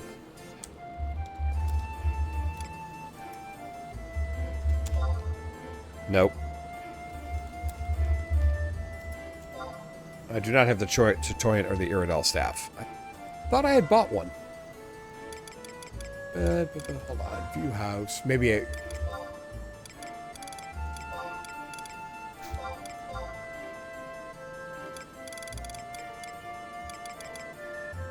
Oh, see, like, also, here's I'm showing it now. This is the 99 Summoner. This is like your entry level. You buy this with Sparks, the records of evidence, the Sparks. Okay. And, you know, it's fine. It's just fine. It's a good staff, but it's fine. But then you also have your Eminent Sachet, which is the other thing you can have. It goes in the ammo slot. You know, but it turns your avatars into level 115, and it shortens the Blood Pact recast time. Which is, yeah, really, really good. Okay, hold on. I sidetracked myself because I was talking. I talked to Guslam. Okay, so now I need to go buy some keys. What do I need? I need Crawler's Nest, I need Garlage, and I need Bedeau.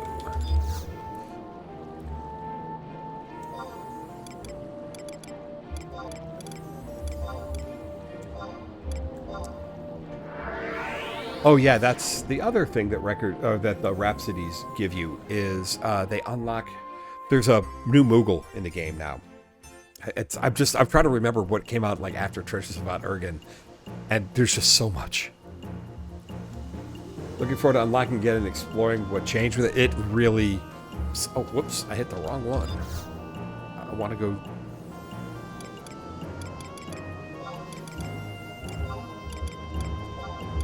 I want the log house, not the exit. But as you unlock the Rhapsodies, like there's a Curio vendor Moogle that I'm about to go to. This is the biggest quality of life vendor in 11 ever. Like, and I'm not overstating the case.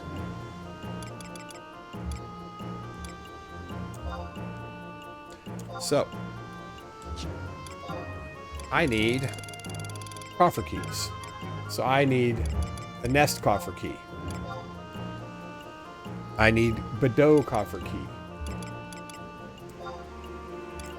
And I need Garlage coffer key. There. That just saved me about 8 hours. Yeah, no. Just buy my coffer keys, go open my coffers, done. I never liked farming coffer keys because the drop rate sucked so bad. Right.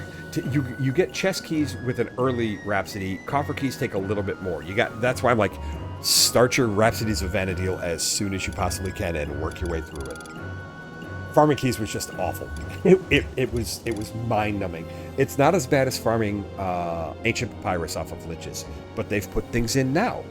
For the 3 level 50 limit break items, you remember how awful it was to farm those.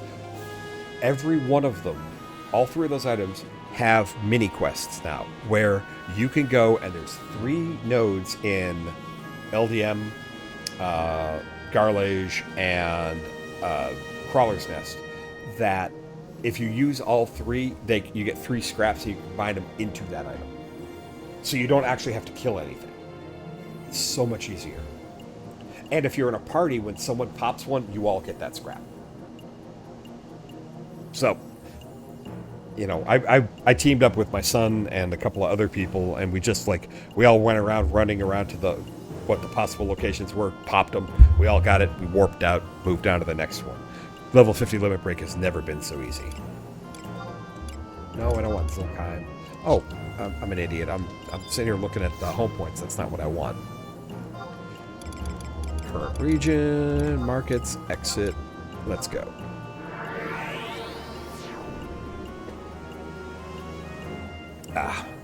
And I'll show you real quick. The other reason you want... Yes, they have... Quality of life is so much better now.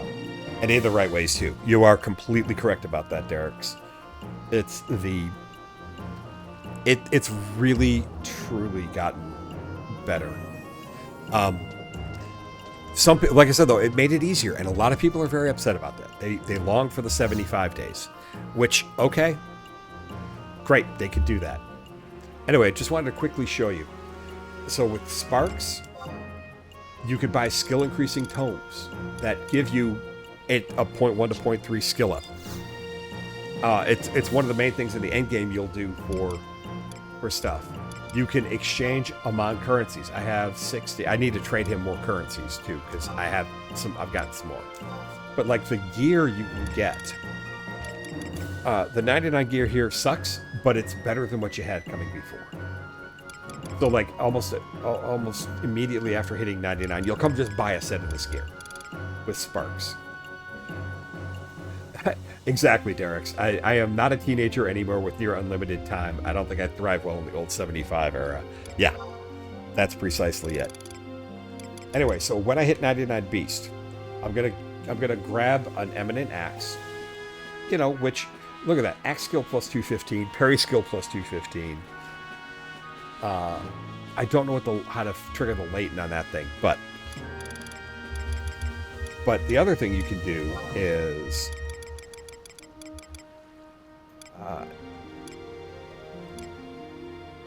you know, you can get these rings for what you want. Like, I don't remember if they have charisma ring or not. No, they don't. But also, beasts don't really use charisma anywhere. I don't see any beasts doing anything but jug pets. But at the flower vendor in Upper Juneau, there's a lady in there now that sells level 99 jugs, and they're ridiculously strong. Like, I mean, again, it's that whole ridiculous, it doesn't even begin to sell it. But I'm going to make a little bit of money here, because I'm getting a little full. So I come down here, and I want to get to the Acheron shield, $27.55, and they will sell for more.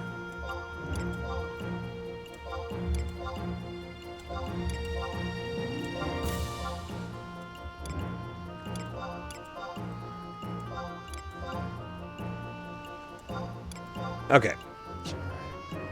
And that leaves me 25 slots of still in my inventory. So, because I'm getting high on my other, I'm going to go grab prize powder. I have 25 slots.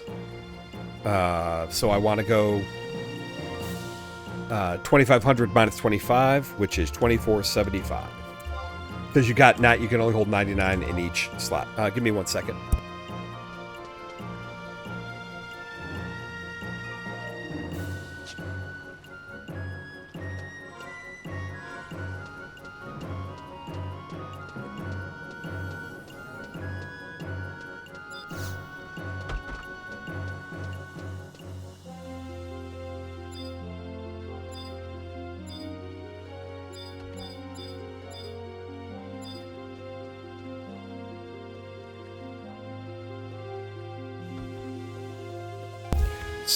Sorry about that. Just had someone calling me.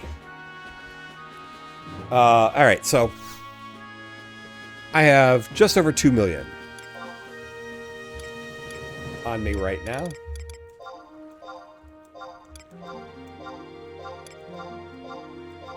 Riveting content here.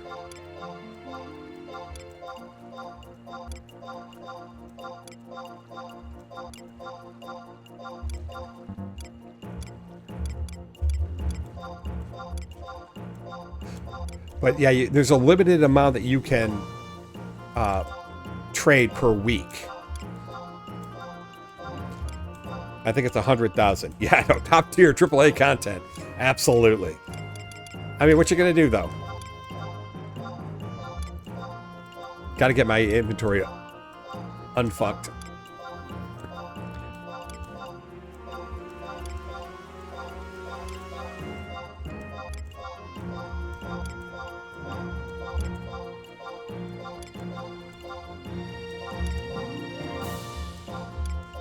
And then sell off these Acheron shields, which are basically, you get 10 times what you spent in Sparks. which means you can, if you're capping what you could do each week, you're getting 1 million. So I just made what? 465,000 gil. Just doing that right there. So. All right. Let's go get our stuff.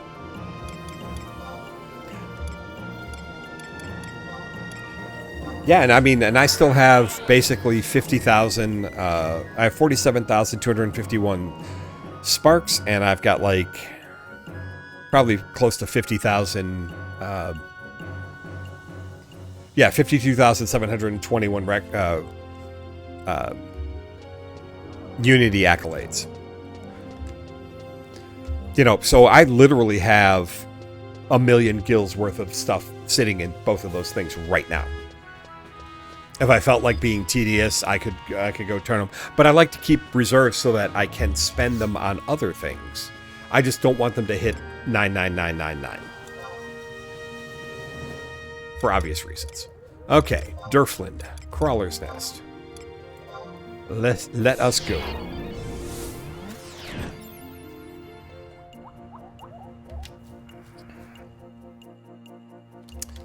All right. Where is... Gotta remember the coffers here. Okay, yeah, that's the easy one to go to. I don't need to do this, but I'm going to, just in case. Like, I'm mid-60s. I could probably solo anything I ran into, but it's just easier to have them along to save my ass if need be.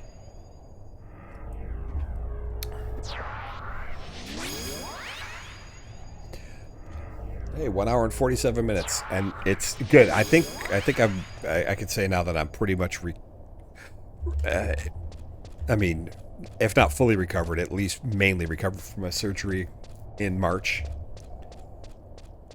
You know, I'm having a little discomfort now, but it's minor.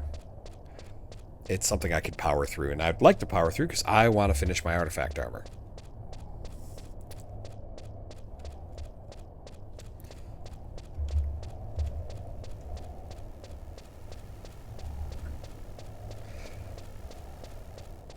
I think it's funny that I hear, like I said, I hear people talk about how the 99 era is too easy. The quality of life makes it too easy. And I'm just like, you know, the end game is still really effing hard. All this does is get you to the end game faster. Gotta run packing for the family car and visit my mother for her birthday. Every one of these days is a blessing. Yeah, my parents are over 80, so we see them as many as we can. Followed your channel. Looking forward to visiting next time you're on. I'll probably make a character on Bahamut. I agree with your reasons for making one there too. Take care. All right, Derek's. Well, thank you for stopping by. It was really nice chit-chatting with you. I appreciate it, and I always love to have someone else come on because I love this game. I will talk about it to anyone at any time. Ad nauseum. But take care. You enjoy the rest of your day. Have a good time with your mother.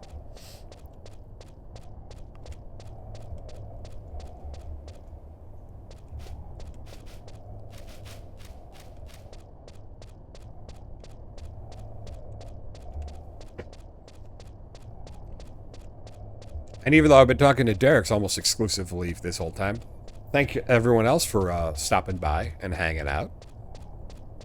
I appreciate the views.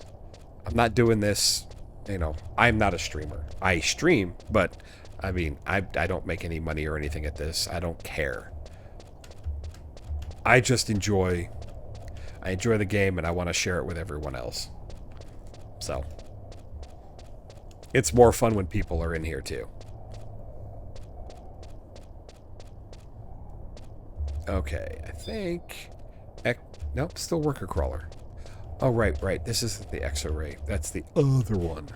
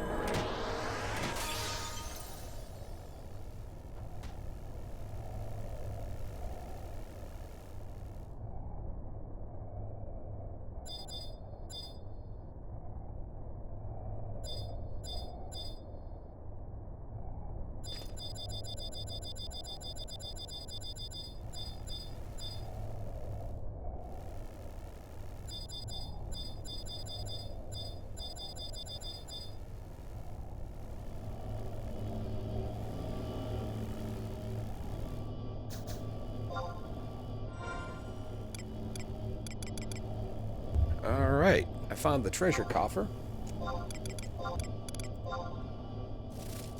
There's my old gauntlets. And I just got attacked by a dragon. Now you know why I summoned everyone.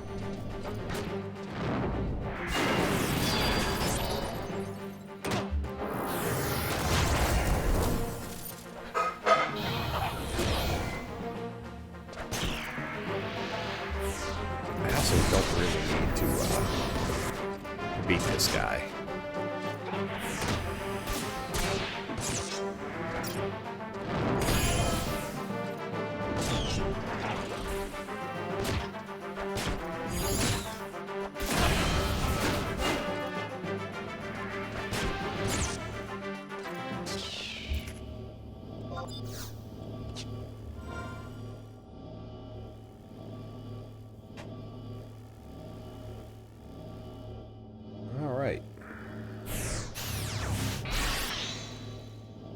So let's see, I got 2 more coffers, I've got AF3, and I've got the Darkspark fight.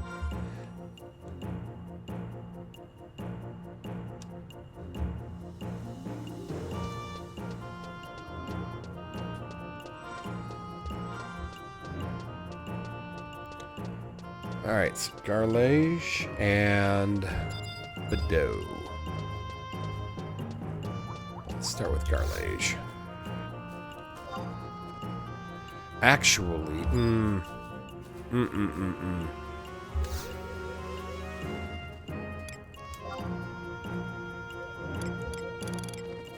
gonna do Garlage, but we're gonna do it in the past.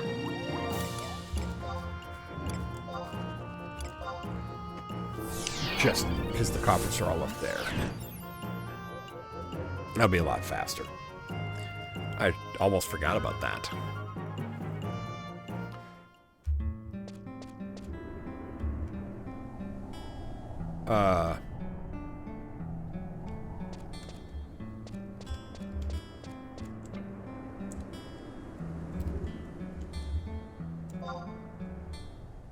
I thought there was a... Maybe it was the home point. I thought there was a survival guide up the hill.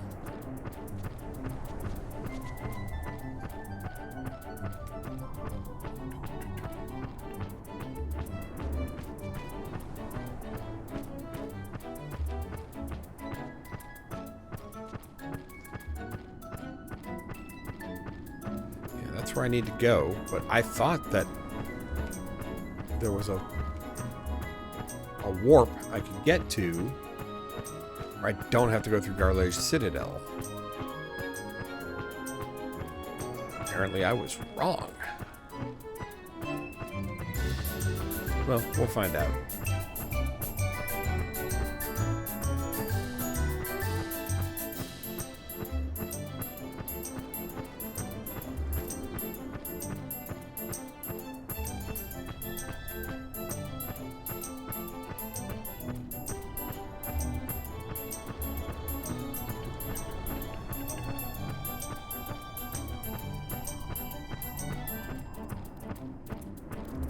Is there a way? Not there. I mean, I can go through Garlage Citadel in the past, but I thought there was a survival guide or something. Maybe it was a home point. Maybe I misremembered.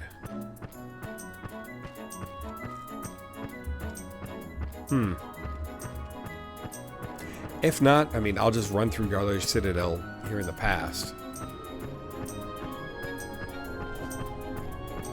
Can I get across there? I cannot.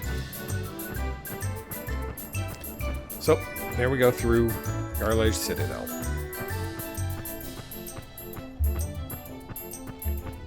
Like a podium. I still have a bunch of carnations on me, don't I? You know what? I don't know if I have... Yeah, I have the carnations on me. I don't know if I have the carnation teleport here. I know I've got the one in Gustaberg, and I know I've got the one in Battalion Downs, but I don't know if I've done this one.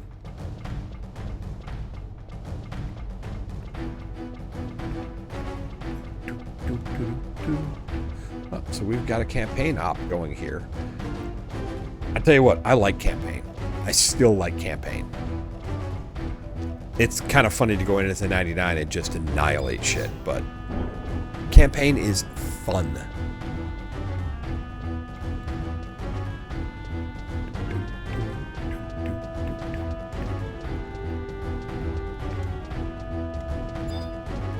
Divine Ascetic.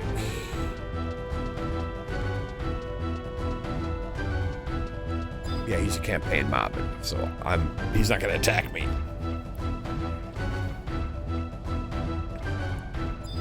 Should unlock Scholar at some point, too.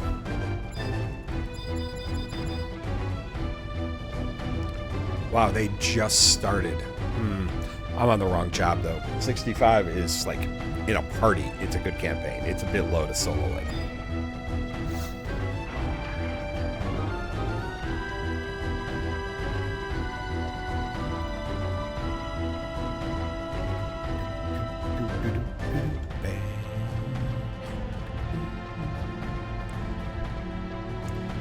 The campaign music is excellent. It just is.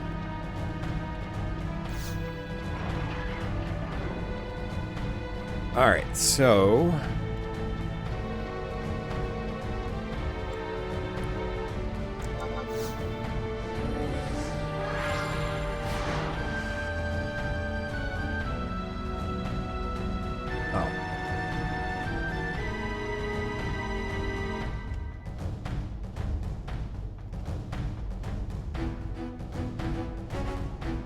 I'll just go to Sorrow and Champagne and warp back to the present.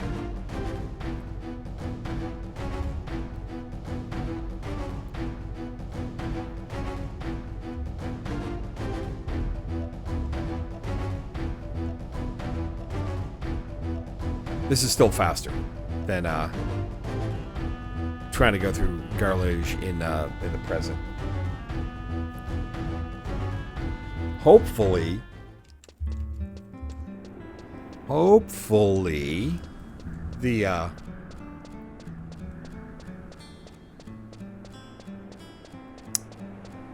the coffer is up top behind Vanishing Gate 3. That's usually where it winds up being, or back in the day that was usually where it wound up being because it was the hard spot to get to. It's kind of the easy spot.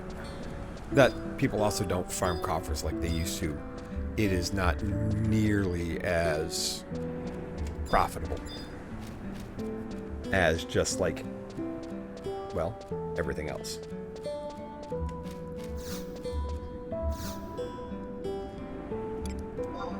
I've not unlocked this one before.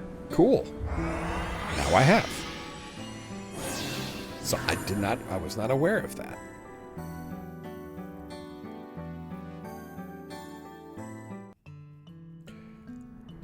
Oh. The survival guide is in the present. That's what I got confused about. So I don't need to teleport to the past and the future. There we go. Now I can just, so I wouldn't have been able to do it. So it turns out that didn't cost me any time whatsoever. Because I didn't have the survival guide yet. So, for future reference, if you need to get to past Banishing Gate 3, the easiest way is the survival guide warp to Sormu Champagne, and then just run in.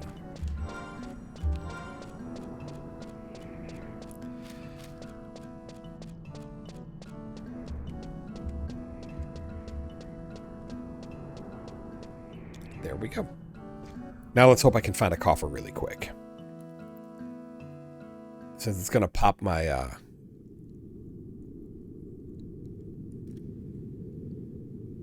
okay. Since it's going to pop my sneak and invisible when I open it, I want to have the gang.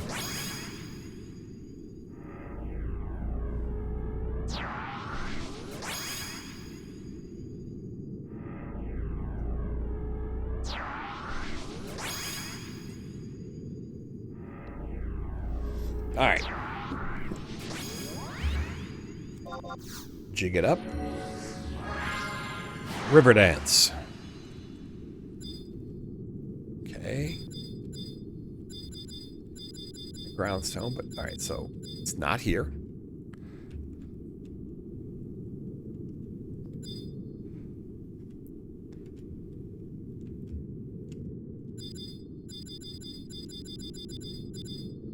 Doesn't look like it's here.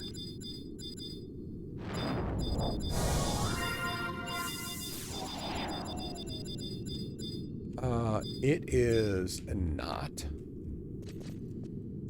Okay. Let's hope it's this one. If not, I gotta go way down there. Hey.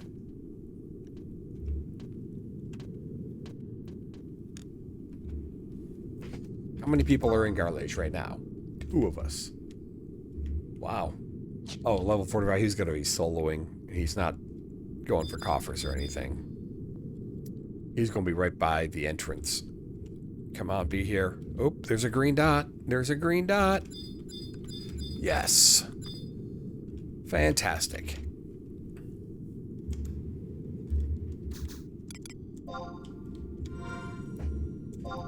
Well, that's good. Up. It's too far away.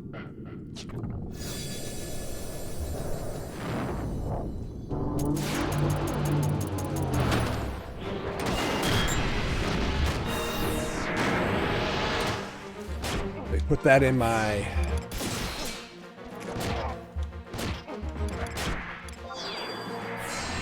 wardrobe. And let me put it on.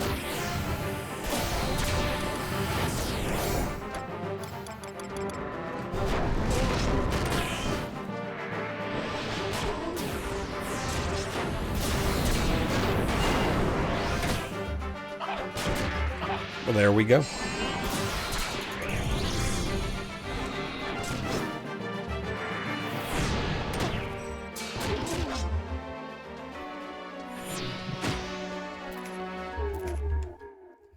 All right. Now we need to go to Bordeaux.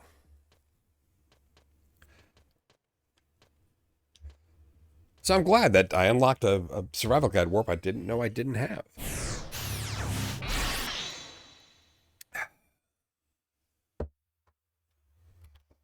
Find that useful. Okay, Bordeaux now.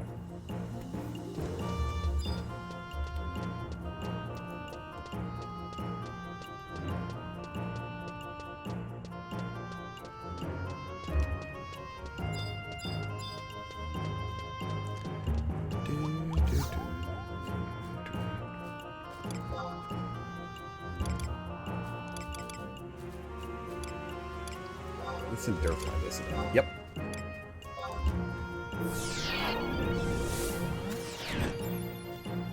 Treasure coffers. They are all up in C. Okay. Well, I know how to get there. It's just going to take a while.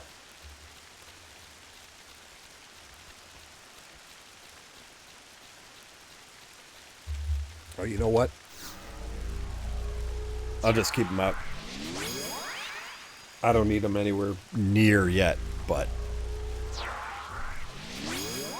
I don't want to suddenly realize that I am... I ran by somebody who auto-aggroed without, and then linked half the zone and didn't have these guys out. Because I also don't have any jug pets equipped, I don't think. And if I do, they're really super low. Oh, I do have a Lushangs. Hey. Right. Like before my surgery, I went and bought one. Worth it.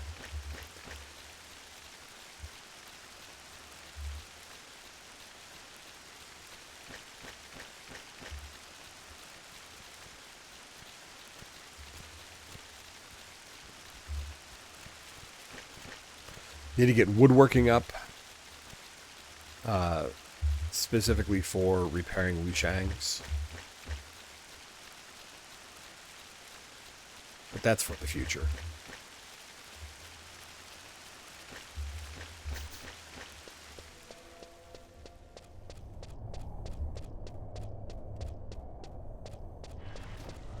All right.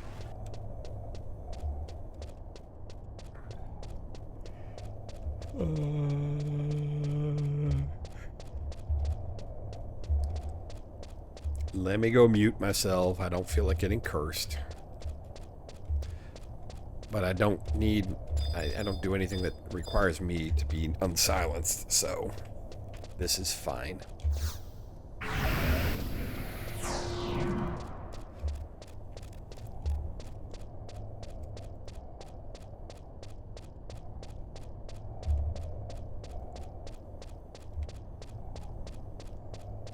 Oh.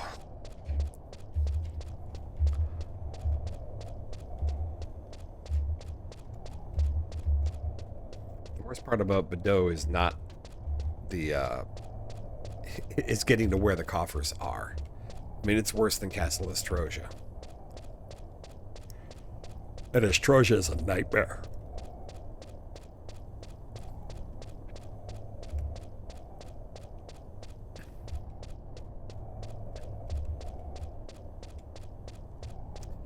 The next one I'm going to take to 99 after this, I think, is Thief. Not because I love Thief, but because Thief, a high-level Thief, is just entirely too useful for entirely too many things. And I don't want to have to go find one. Although, it's also possible that there's a 99 Jug Pet that would suffice to be Thief, you know. So, that's something I need to look into with Beastmaster. But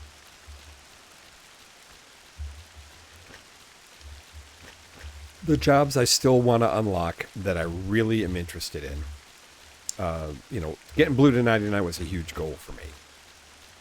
And it was where I started. I'm just fascinated by the job. I'm going to go back and do some more. I still have a tremendous interest in it. I just, you know, doing nothing but blue at the start, I was like, all right, I'm getting bored. I need to try something else. You know, Beast, I love Beastmaster. I love Summoner. Those are two jobs I'm always going to level and always going to enjoy leveling. But the ones I haven't really done that I'm interested in, I've never had a truly high level pup. And you know, like I said, I'm going to do that once I can afford to do that. And by that, I mean probably level goldsmithing, way up there. But the other job I'm interested in as a job is Geomancer. I think I've unlocked it, and that and Rune Fencer, and I've never played them. I unlocked them back when I had Treasures of Ut-Urgen and like maybe got them to 10, and then stopped playing again. So I don't know anything about those jobs. Geomancer looks like something I would enjoy.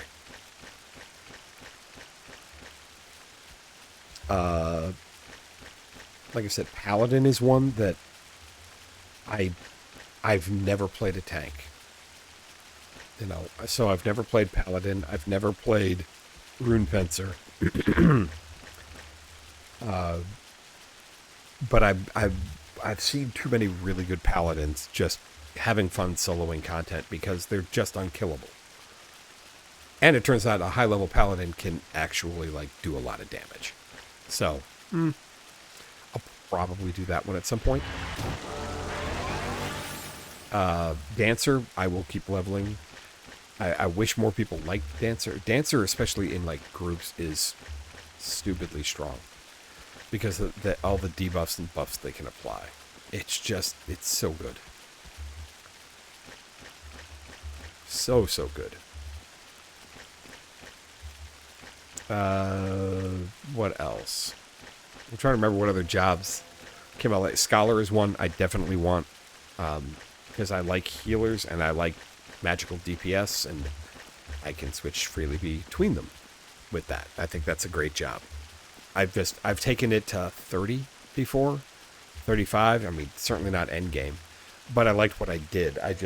That was right around the time I stopped playing.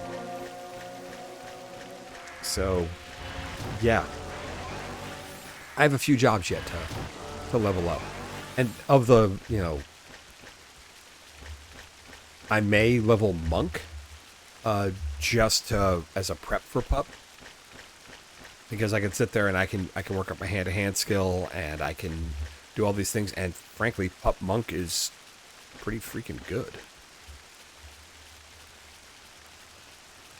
So I don't want to, like I said, I don't want to level Pup because I want as a level 1 Pup to have all of the attachments that I want for a low level Pup, because it's going to be, all right, it is time for me to jig it up. I need the Pup to learn its skills, you know, so I need automaton melee and automaton magic and automaton ranged. I need to level those skills up as I'm going. So, all right, so on this one, there are 2 in this first room. So let's go down and take a look. I've got 53 seconds left on the mute. Definitely going to need to remute. Unless I find it right here. Which is, frankly, possible.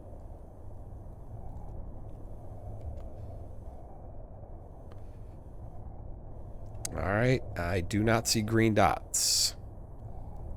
I do not see green dots. There are no green dots. Okay.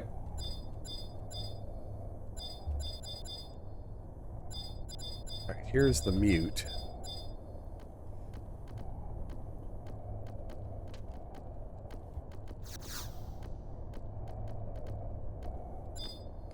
Okay, they are sound, not sight.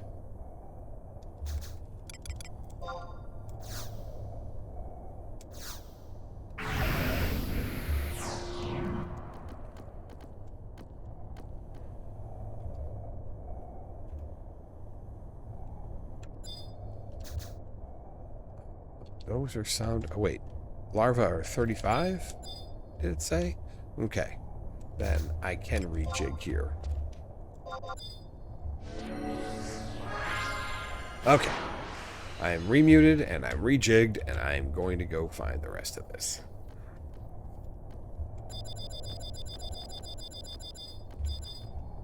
The others are, there's one in this little room I'm about to enter, and then in the 4 rooms in the little cross there. Yeah, the Afflictor. There is no treasure chest in here. Or cover. So, let's go to the cross. It'll be in one of these 4. Which one? I don't know. Doesn't look like it's this first one. I don't see a green dot. Ah, I do. Nope. There are green dots there. But not the right ones. And I'm going to have to drop invisible. There we go. There it is. No, stop. Stop. Stop. It's straight across. I see the green dot. That's not the Afflictor. Alright. We are going to get aggroed as soon as I trade this. Well, maybe not. We'll see. Yep, I did.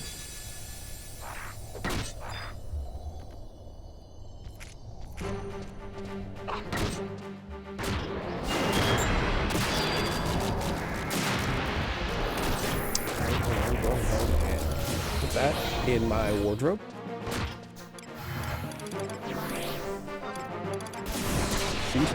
Jackcoat.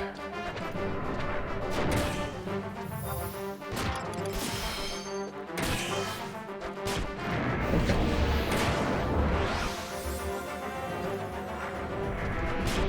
So I just have gloves and pants now.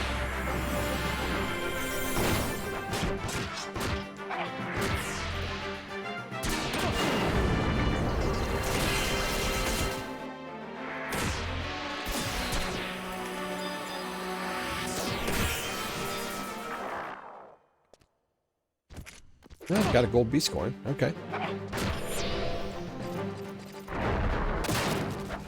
Tenzin should close it out there. Yep.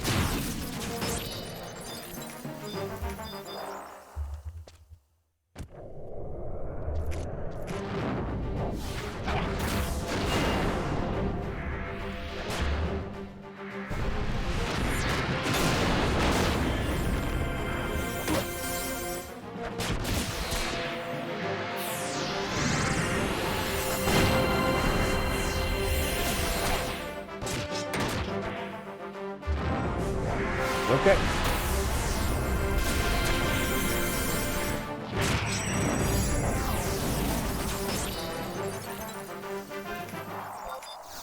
All right. So now I have what? I have to go to LDM Necropolis up by the glacier to do the legs, and I've got to go to the keep to fight Darkspark. The other, I just don't remember if I have to go somewhere first.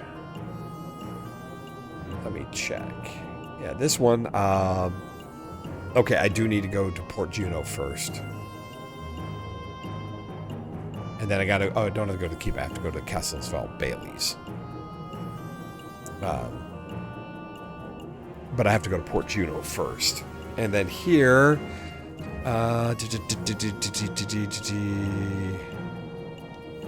Alright. I'm gonna go down... I'm gonna go to...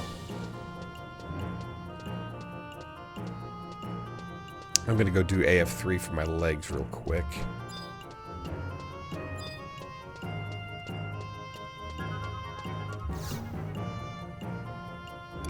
Battalion downs will be fastest. Fallen.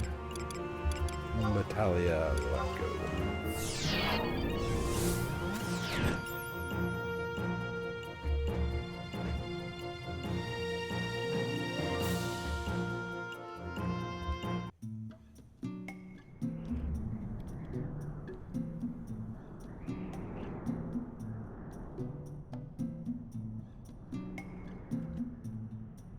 All right.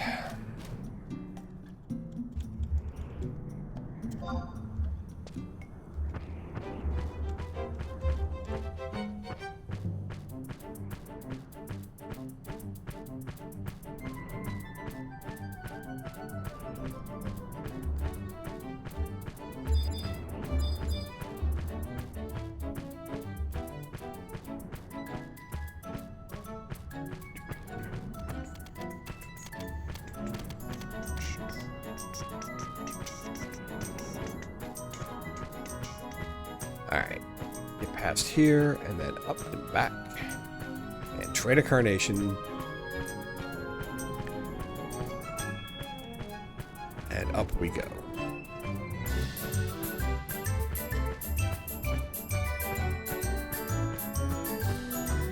Where's the spot? There it is.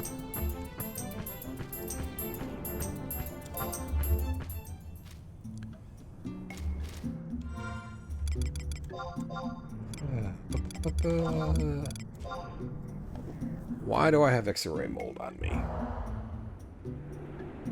I don't need it. Alright, Lycopodium warp successfully achieved.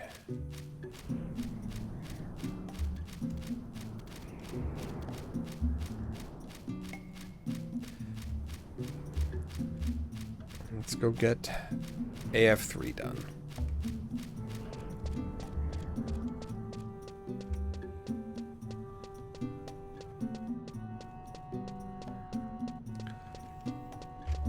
All right.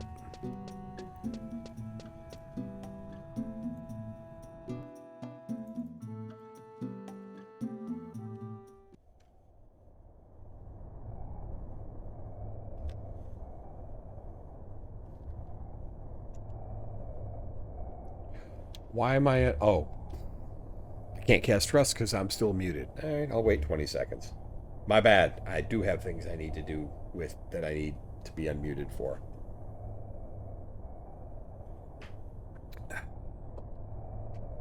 Oopsie, fucking doodle.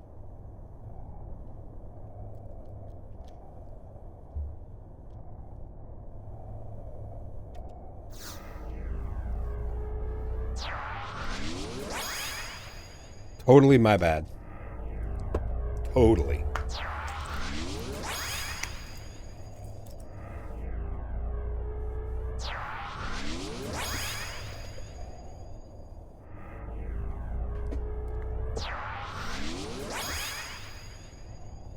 Be right back.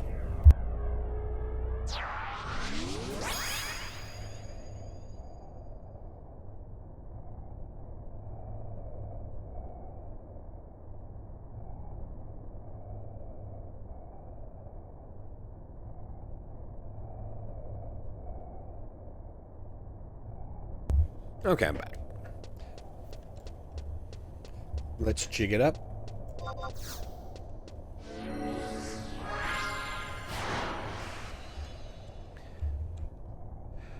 And we will go down to where we need to go, clear the room, pop the duo and kill them. At a full party at level 65, this should be extremely quick. Excuse me. Oh, got the hiccups.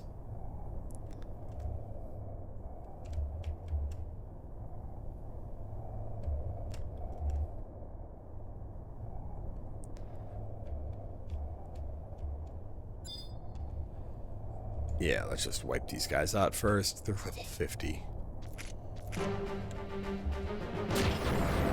Oh man, I don't have a chest or a copper key, or do I?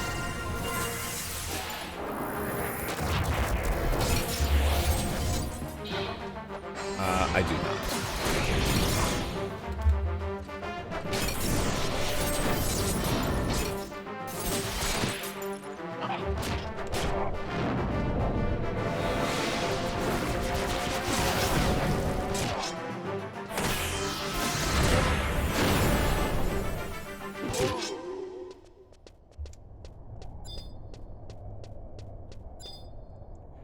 Treasure chest. I do not have...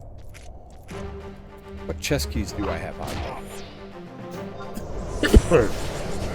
Savoy, Sval, Sacrilium, Soja, Gelsba, Odell, and Gideas.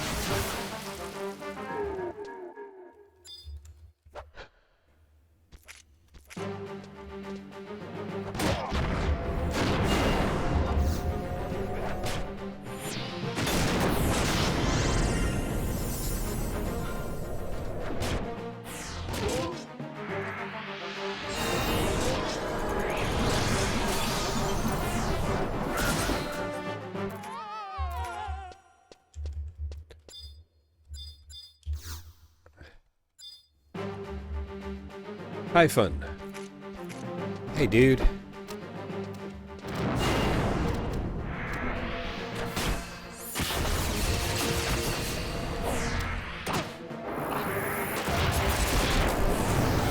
One down.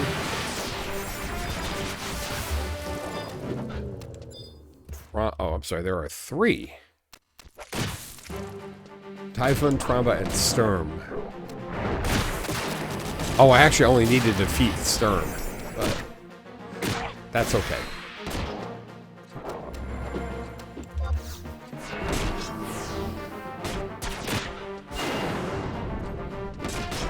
It's not like we're not gonna... It's not like we're gonna have problems with this.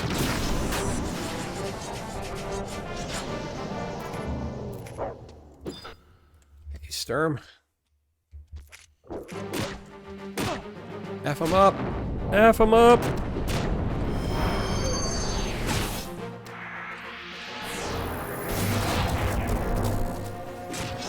Yeah, he's a little bit harder, but I really don't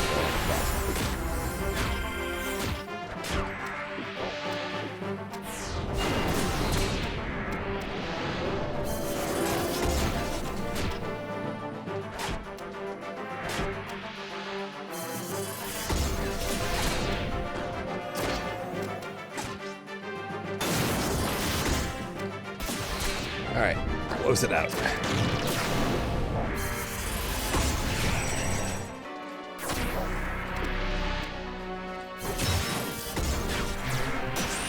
Stone him.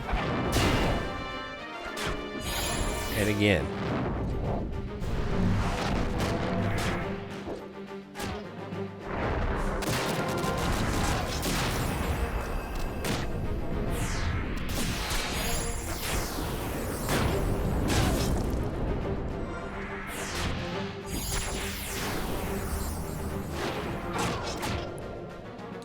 Got diseased right at the end.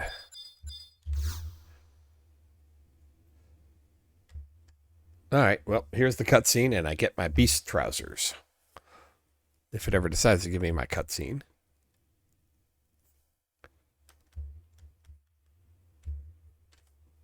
There we go. That took a long time. Bulba. Haplap. Backwards.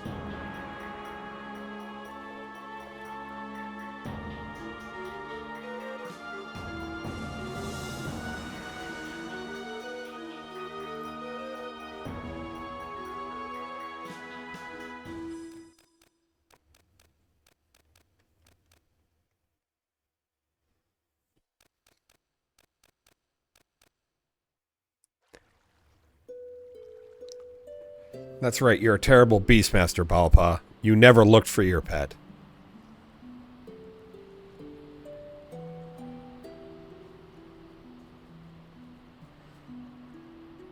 So self-centered.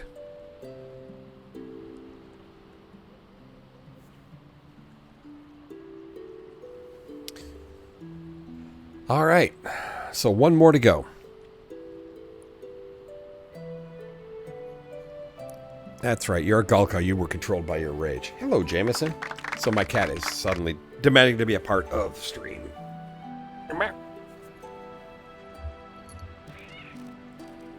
Yes. Hello. Yes, I'm not your climbing pole. I'm not. No.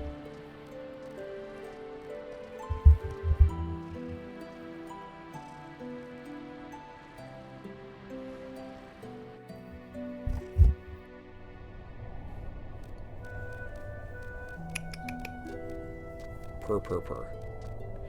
Yes, you just want attention. I know. Now you're drooling all over me.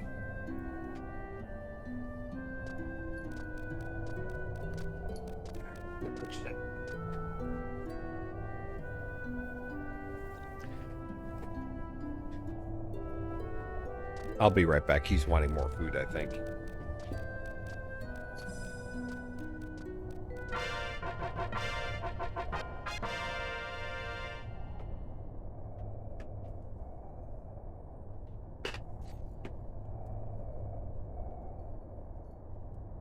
There you go. There you go. Okay. And now I'm back. And let me put these trousers. I would say put pants on, but I don't want to put pants on. I'm going to, though, because they're better.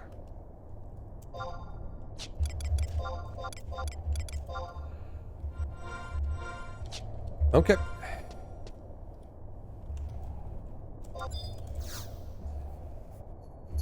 Now we warp out of here. And we go to the Baileys.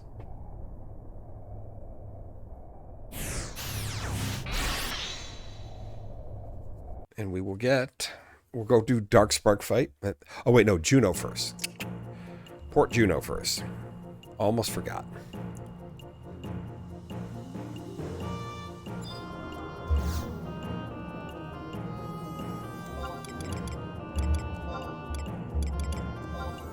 I don't remember if it was Exit or Longhouse side, to be honest. It doesn't really matter. It's not much of a longer run either way. 5 hours to go on my Signet. Yeah, I'll refresh it.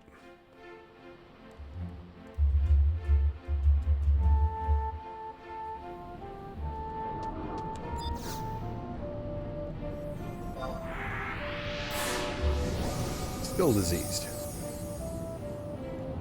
Oh, wow. Yeah. Now I have 12 hours on my Signet.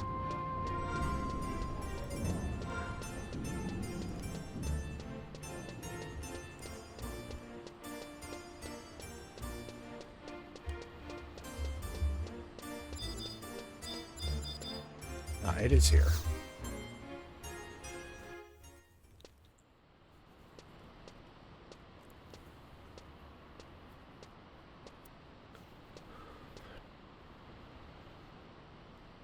Yes, I wish to consign an order.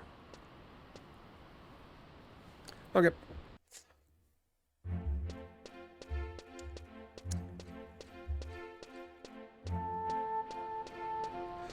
While I'm here, too, clear out some inventory space.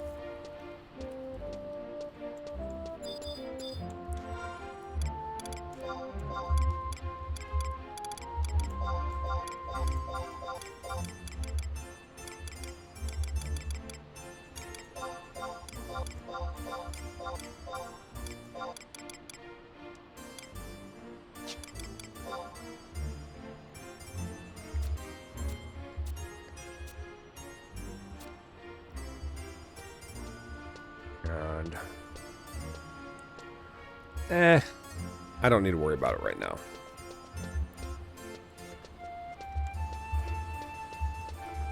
Well, I'm curious, what is my stock?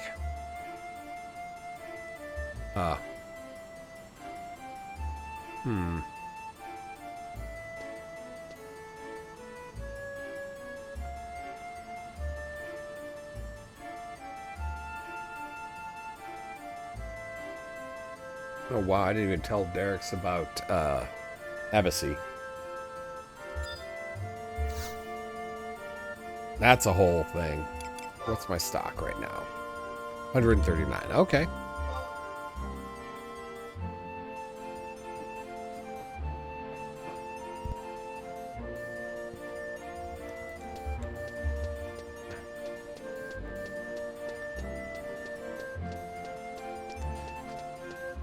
Alright. Onward to Castlesval Baileys. I'll probably call it, because I'm starting to get a bit more uncomfortable. I'll probably call it after I finish the AF run here. But got a lot done today.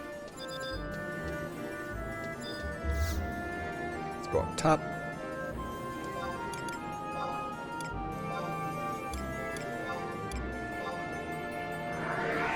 Ooh. My FPS just cratered here. I'm running Divisor 1, which is 60 FPS, and it dropped to 30.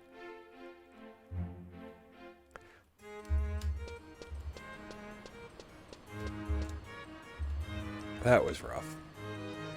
Alright, Castlesval Baileys. Let us go.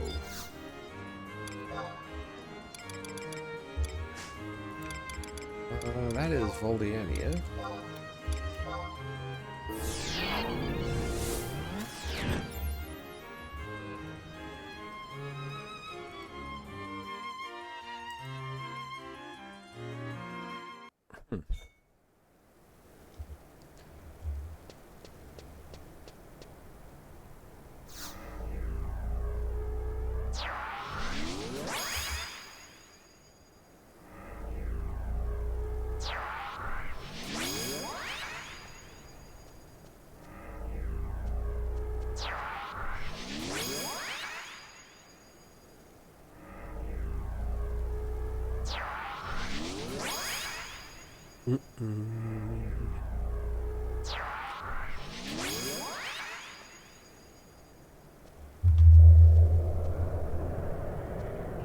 Okay, then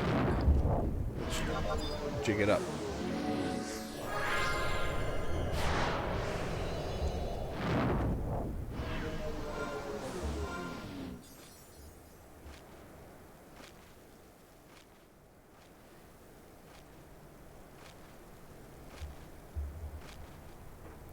Yeah, I'll need to do Black Mage as well. I mean, it's just too useful. I mean, the Warp Ring takes care of the Warp 2 and all that, but there are times it's down. It's a 10-minute cooldown. And I don't feel like doing -1 inventory slots to carry around a scroll of instant warp.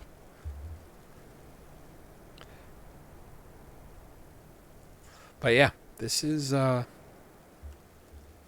advancing quite a bit. Do do do do do do do do. At 65, I don't know if these things are going to aggro me. What level are they? 50. Oh wait, that is still easy prey. Shoot, yes, they will aggro. That's a shame. Oh, let me kill the Demon Knight real quick then.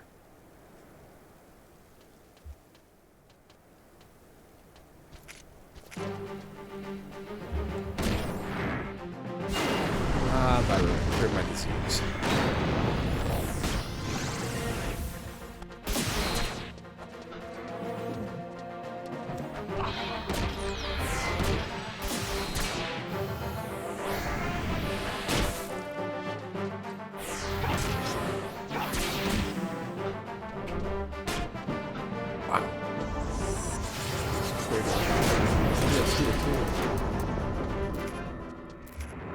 Up, the Demon Pawn jumped in.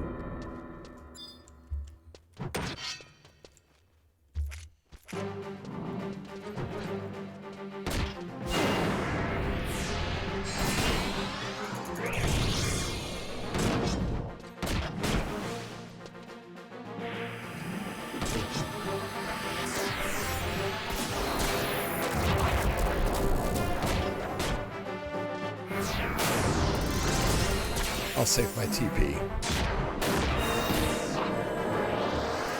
Alright. Let's get Dark Spark. And here we go.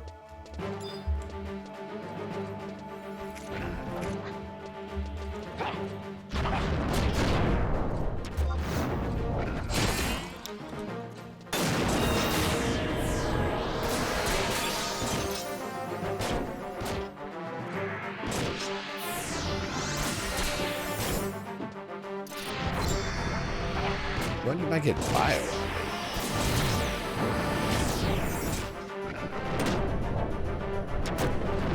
I didn't see that happen. Oh well.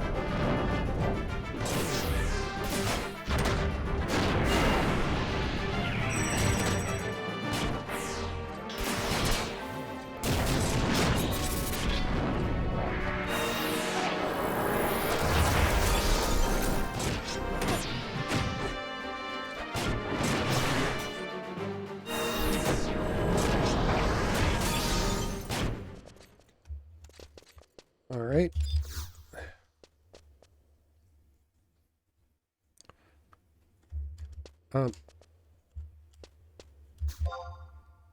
Okay.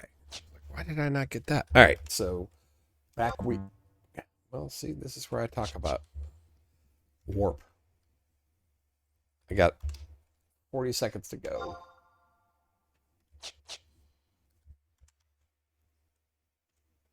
So just gotta wait it out. But yeah, we'll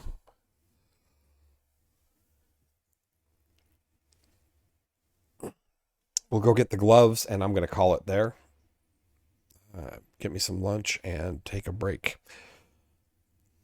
Because yes, the good news is I'm lasted over 2.5 hours, so I'm gonna say that I'm doing much better, and I can plan on streaming again. So that'll be useful. The bad news is, yeah, I'm done for the day.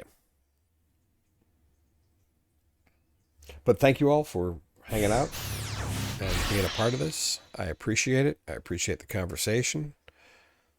Look forward to seeing you all again in the future. Let me go get my gloves and I'll show off the whole shebang. Come on. Let us go to Juno. Port Juno specifically.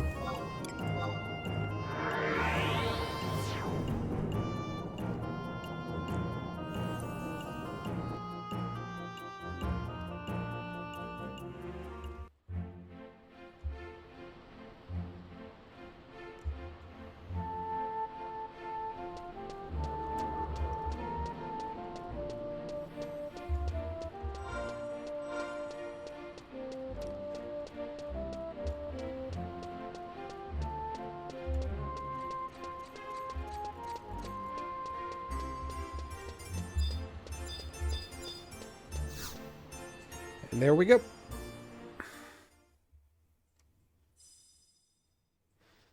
Thank you, Ghost of Borghertz. Much appreciated. View house, wardrobe 2.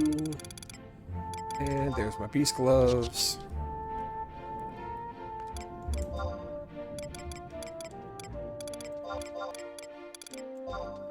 And there we go.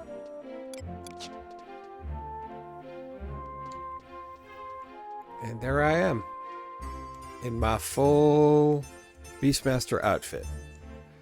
I need new weapons too, but I'll just go get those at the Spark vendor or something. It's not a big deal. But thank you again, everyone. I appreciate the company, and I appreciate you being willing to spend your Saturday watching me just play a stupid video game. But have a great rest of your day. Hopefully I will be on tomorrow. And if not, I'll see you the next time I'm on. Peace, everyone.